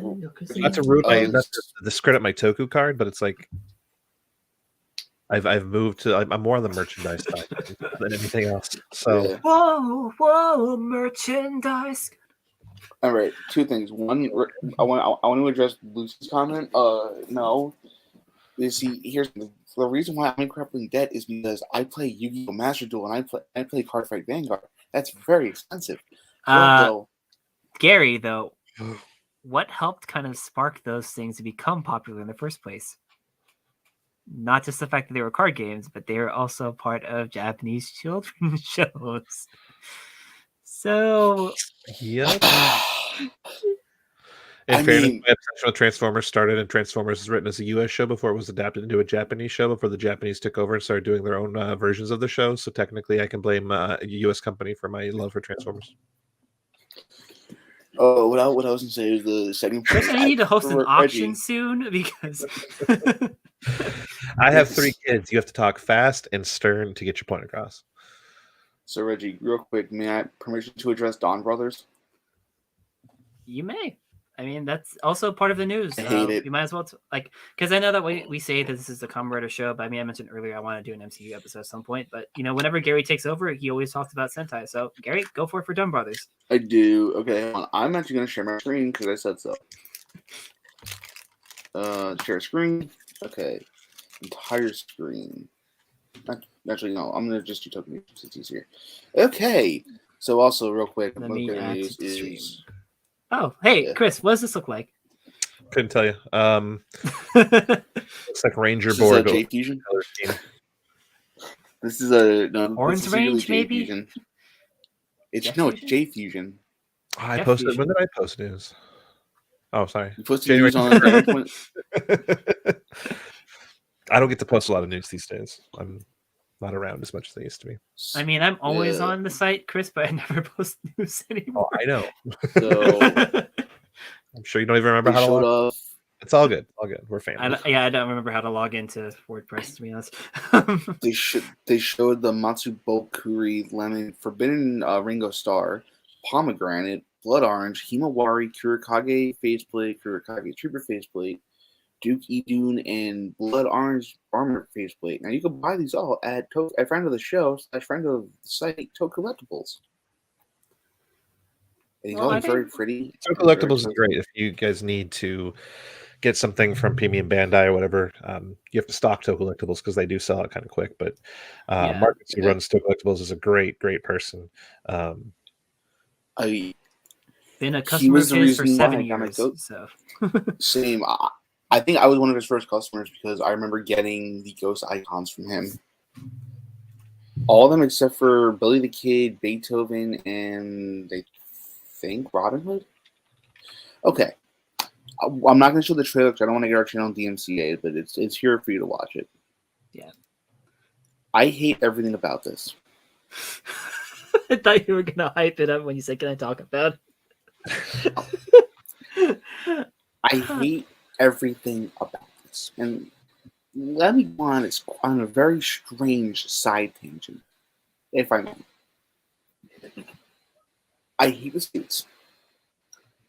I don't like the mecha. Like, I'm not a fan of the Galgai Guard asymmetrical docking thing for the Zenkaiser mecha to begin with. I appreciate you, Lucy. Thank you. But when it came to Zenkaiser, it was too goofy for me. And I'm not sure I like goofy Toku, but there needs to be a balance between goofy and serious. It was too goofy. The other combos are showing, I think. We've seen the I was in the Ninja. That's where my brain is. We saw the TokuChris one today, or last week, I think, and no. And honestly, I understand why they're doing the Sentai gears. If I recall correctly, I ever read something that said the Sentai gears were selling like hotcakes. No, I own 2 of them because Marcus had them for $8 for 2. I was like, fine. The Boken's one of my favorite Sentai and Deck Ranger. I don't understand why we're doing Dawn Brothers. Is it because of COVID? I don't know. Oh.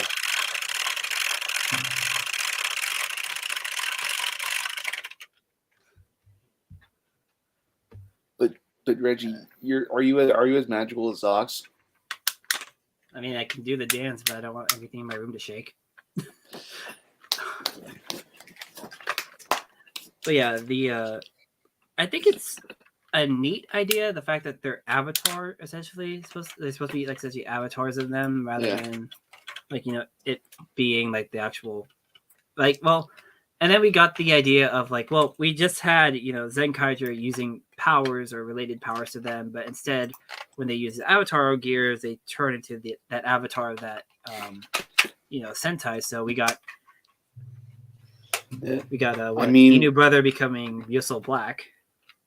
But yeah, I'm sorry. I know we just had 10 years after for Gokaiger. I feel like it's still it's kind of soon for that. Always room for more Gokaiger. Always.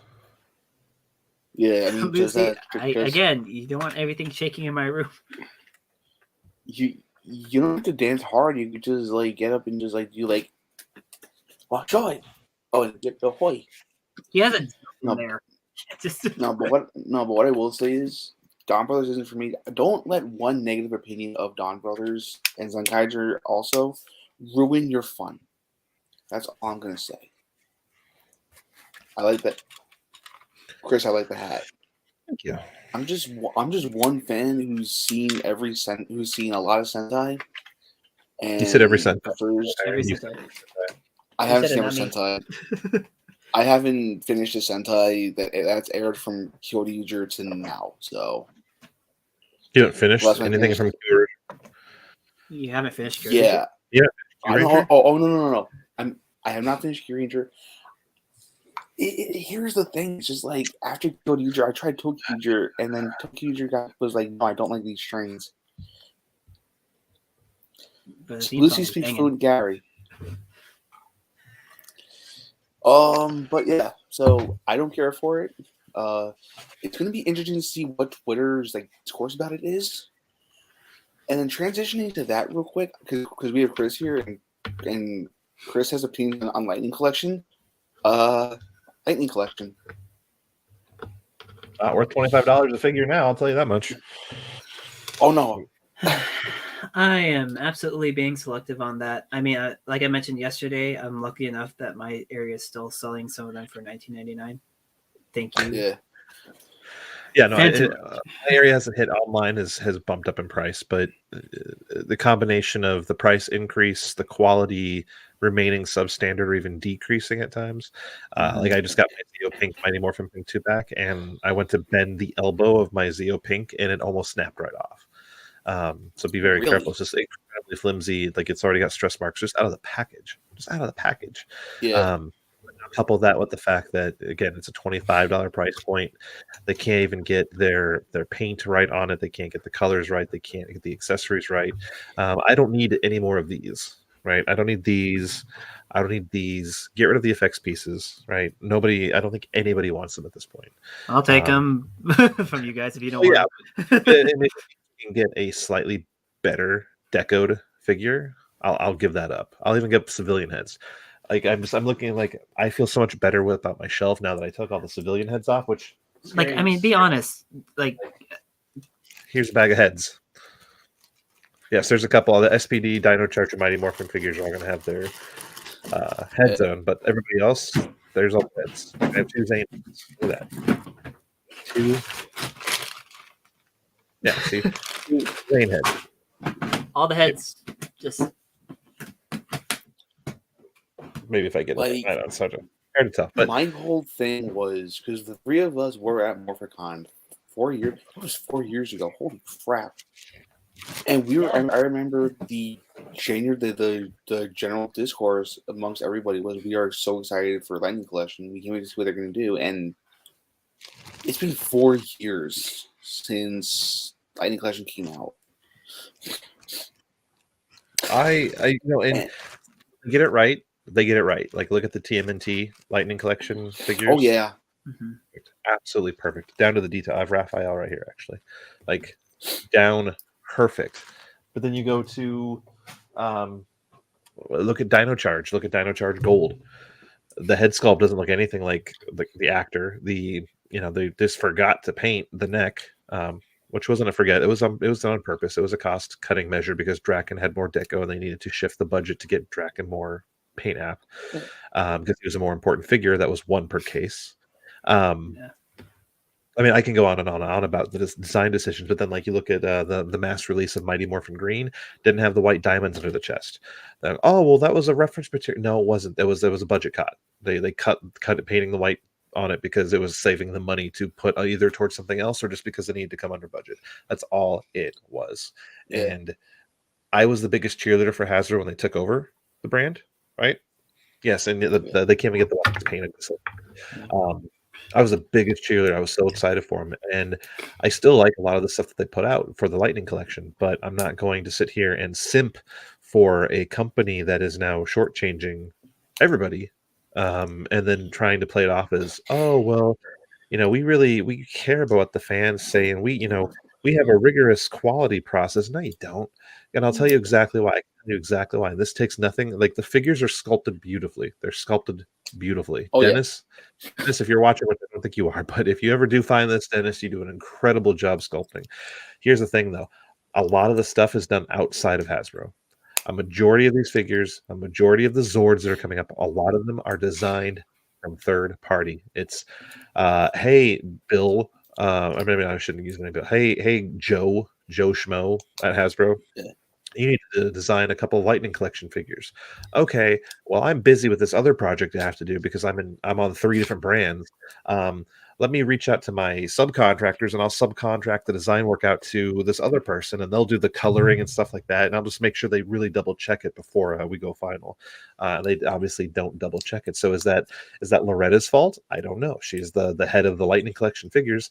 So, at that point, it'd be a nice question to ask Loretta. Now, I did reach out to my contacts, the PR firm that we use to talk to Hasbro, because we can't talk to Hasbro directly. We have to go through a PR firm about some of the questions that I had on what was going on, and I got I'm gonna check right now, but as far as I know, I don't believe I got a response. Still, that was a week ago. As far as hey, can you pass this on to the team, and about the hey, you said that these are getting changed on the glider and on the Lunar Wolf Ranger, and they're not changed. What's going on? Yeah, No I was just gonna bring that up, Chris. Like when John Warden was confirmed to be moving from Transformers to Power Rangers, we were like, so we're gonna have like god tier Megazord quality. We're gonna have like really good quality because John Warden has designed some of the best Transformers figures of all Devastator. time. Like, Combiners Wars Devastator is god tier Devastator, like just straight up. Even more so when Takara Tomy added articulation. But John Warden is a fantastic, absolutely fantastic Transformers designer. But I don't even know that he's designed anything yet, other than the upcoming Zap stuff. As far as I know, the Dino Fury Megazord was done by one of the other guy. I forget his name. Forgive me, other guy. But well, it's just I know John because I've known John for like 15 years now. But I don't get it. When I first heard that he had moved to the Power Rangers brand, which I found out at Toy Fair 2020, and I don't think it was public until he changed it on his LinkedIn, and then I reported it. But when I found out that he had done that, then he was like binging Power Rangers after he got moved onto the team. Like that's it. Like that guy saved Transformers after the movie franchises started to become a bust. Like he saved Transformers, kept it as a very profitable, very popular venture. So I was really stoked, and now here we are 2 years later, and I'm like, still don't have our first Megazord. Granted, it's coming out later this year. The Lightning Collection figures are mediocre. The deco, I'm questioning the choice of stuff. I mean, we were told that they were going to do an anthology. It was going to be an anthology, meaning they would just pick random characters from random seasons, right? Mm-hmm. But instead, now we have literally fallen into Bandai's legacy distribution plan, which is we have 2 or 3 different series we're doing right now. We're going to keep using those because it's just repainting the figure. It's a budget. It's a cost-cutting measure. They're saving money. Power Rangers Lightning Collection is the biggest money-saving toy line in Hasbro history because it's the same damn figure with a different color, and that's it. So if you're in space figures, line up together. It's the exact same figure with a different civilian head, maybe a slight deco change on the helmet, different color paint, and that's it. That is literally it. Like, you want to talk about saving money? It costs what, $100-something thousand to make an actual like mold plate of what you need to do. So they are running those into the ground, repainting these figures 1,000 times over. It's just, it's irritating. Real quick, I wanted to address what Lucy was saying. I'm not a part of the PR fandom yet. Stay away, just because of how toxic it is. But like that NFT they were planning to sell, what was all that about? So NFTs are bad for the environment. And the fact that they trapped something that I was interested in. I'm a sucker for black and gold anything. And they were doing a NFT thing. It was like, hey, you buy this NFT and destroy the environment, you get a black and gold version of the Zap Megazord. No. NFTs are businesses don't quite understand exactly what it is yet. A lot of consumers obviously don't understand what it is, but essentially NFTs and cryptocurrency itself is essentially what happens when you allow corporations the ability to sell you things without having to regulate anything. So essentially they're basically telling you, I'm creating this thing. I'm going to say it's worth this much because it's really, really, really, really rare and you need to pay this much for it. And you're going to buy it. But unfortunately, as soon as you buy it, the value diminishes, but they still get the amount that you paid for it. So it's like buying a $100 Transformer or Kamen Rider toy, not even opening it, but as soon as you get it, and you don't actually get it, you just get to say you bought it, but you don't actually have it physically. It drops in value 95%, and unless you resell it to yourself for 300% of what you paid for it, which is what the scheme is right now. So you don't want to get the NFTs, just make an NFT, sell it to yourself for $20,000, and then list it, and someone will buy it for you because they think it's worth that much, when in reality you just inflated it to get your money's worth. That's what Ivanka Trump is in trouble for. Oh, I didn't know Melania that. Trump. Yeah, she got caught doing that. Anyway, NFT. I'm sorry. Reggie, I'm sorry I derailed this. Honestly, just You're fine. But yeah, Kamen Rider. yeah. Back to Rider for a second. NFT. No. No, because I will say this though. Like I said, just what do you guys think the next series to be announced for the US? And if the 01 sales are good and X, Y, and Z happens, what do you guys think the next one's going to be? Saber. They probably would go with like the next in line. To be honest, Saber. like, They want to roll out the Reiwa era, because that's the new era. Fair. It would be. I would almost guarantee it would be Saber, as far as like a Blu-ray set at home. Now Yeah. Tokushoutsu, whatever they're paying for, they could go ahead and bring out and translate it, whatever. But that depends. I don't know how well that's doing, because I was just looking on Tokushoutsu the other day, and they didn't even have any Kamen Rider playing all week long. So no Ryuki, no 01, no Vito, nothing. So I was like, oh, it was all Ultraman and Super Sentai. Yeah, I'm secretly hoping that the next, like, I think they should honestly do Decade next, or like for streaming, or even Blade. And I'm not saying this because I'm a diehard fan of Blade. It's just a well-written show, well-acted show. The suits are all good. Trio of Sin is the spin-off of Saber. I haven't watched that yet. No. But what I will say is that, yeah, if they do Saber next for Blu-ray, that'd be cool. I feel like if they were to do Geo next, and I'll tell you why, then they can see Twitter comments and be like, oh, a lot of people are like watching X, Y, are watching for X, Y, and Z. Bob and County, make this happen. Or also Peacemaker says double for synergy, because yeah, Futo PI is coming out. I forgot about that actually. Is coming out. But yeah, the odd thing about like that we didn't get Geo or anything, considering the fact that we did have those live streams back then of the movies, and yeah, it just seems odd that wasn't part of the consideration. But I mean, I'm grateful that we got 01, because I love 01. But yeah, them going, if they had to go back to anything, like, I say back, like it's only been like since last year. It does seem like they would kind of go linear, and then maybe revisit previous seasons depending on how popularity is. I mean, like, because we know that we have the Yuki's gonna be subbed, but like, I don't know. Yeah. I don't think there's been any mention of like an actual physical release for that stuff. But yeah. Oh, the future.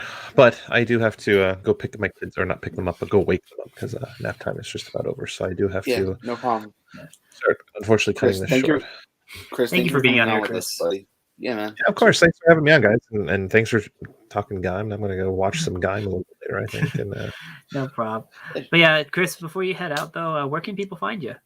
You can find me on Twitter at TokuChris. As far as what I do and the things I represent, obviously I'm at Tokunation, also at Power Ranger. It's PWR and GR. And then we also started at Effin Cool, EFNCOOL, which is basically everything that's not Tokusatsu, except also Tokusatsu, just Power Rangers. But I'm not doing anything Power Ranger related on that site. So that's through our editor-in-chief who's doing that. And March is going to be really fun over there. So if you're into cool Power Ranger stuff, check out Effin Cool starting March 1st. I think the first teaser is going to drop next week for what they've been working on. Like, it's like I know I'm like overhyping something, but like it's I had nothing to do with it, and I'm just like, I'm blown away. Like, I really feel that if you're a Power Ranger fan, like effing cool is going to have something really effing cool for everybody in March. So I still want to at some point do a top 10 metal songs, like power metal songs. Also, I'll message you during the week about the other thing we discussed during the show about the Transformers. All right, Chris, go enjoy time with your boys. Reggie's just so it'll just be you and I. Thank you guys. I really What's up, appreciate Chris? it. Thank you, Absolutely, Lucy, man. for hanging Anytime. out, and Mark and Peacemaker for popping in. Appreciate you guys. Let's do it again sometime. Of course. Oh yeah. If anything, I know you're a fan of Forza. So Forza on the schedule should be hitting. Like we already did an episode with Tom, but that was more just 10th anniversary. We can talk more detail about it in April. Our next episode is going to be in March, which if he is watching, I'm not sure if he is, but Mr. Ikebuli, aka Doug, we will talk about Kamen Rider Wizard in March. Yes, Kamen Rider Wizard Doug. Oh. Yeah. The biggest fan I know of Kamen Riders. I gotta go. I gotta wake up pace. See you guys later. Chris. Deuce. See ya. Peace. But yeah, as fun. I mentioned just now, yep. We're still live, Gary. But yeah, everybody that's still watching, as I mentioned, next month is going to be Kamen Rider Wizard. I do at some point, like I mentioned, we do have other ideas for the show. Like I mentioned before, an MCU episode if possible, a Star Wars episode in May, hopefully. I want to do an episode. Now here's the thing, because Reggie and I sat down and we discussed this like friends do. And we realized that with Kamen Rider, there's only so much we can talk about, without getting stale. So we will obviously still have Kamen Rider episodes, but yeah, you do. Let's see. So I want to do an episode about Gundam because I like Gundams quite a bit. Transformers with a bunch of people. Maybe some Vanguard. Maybe some. I don't know. Like we have a bunch of different ideas, you guys. So just please stay tuned to us. We will still be Bugz2Men. We'll bring you all the Tokyo news, all the news that we think is cool, all the Kamen Rider, the Sentai, maybe some Garo. You know what? Oh yeah, Tori says I should watch Garo. I still watch Garo.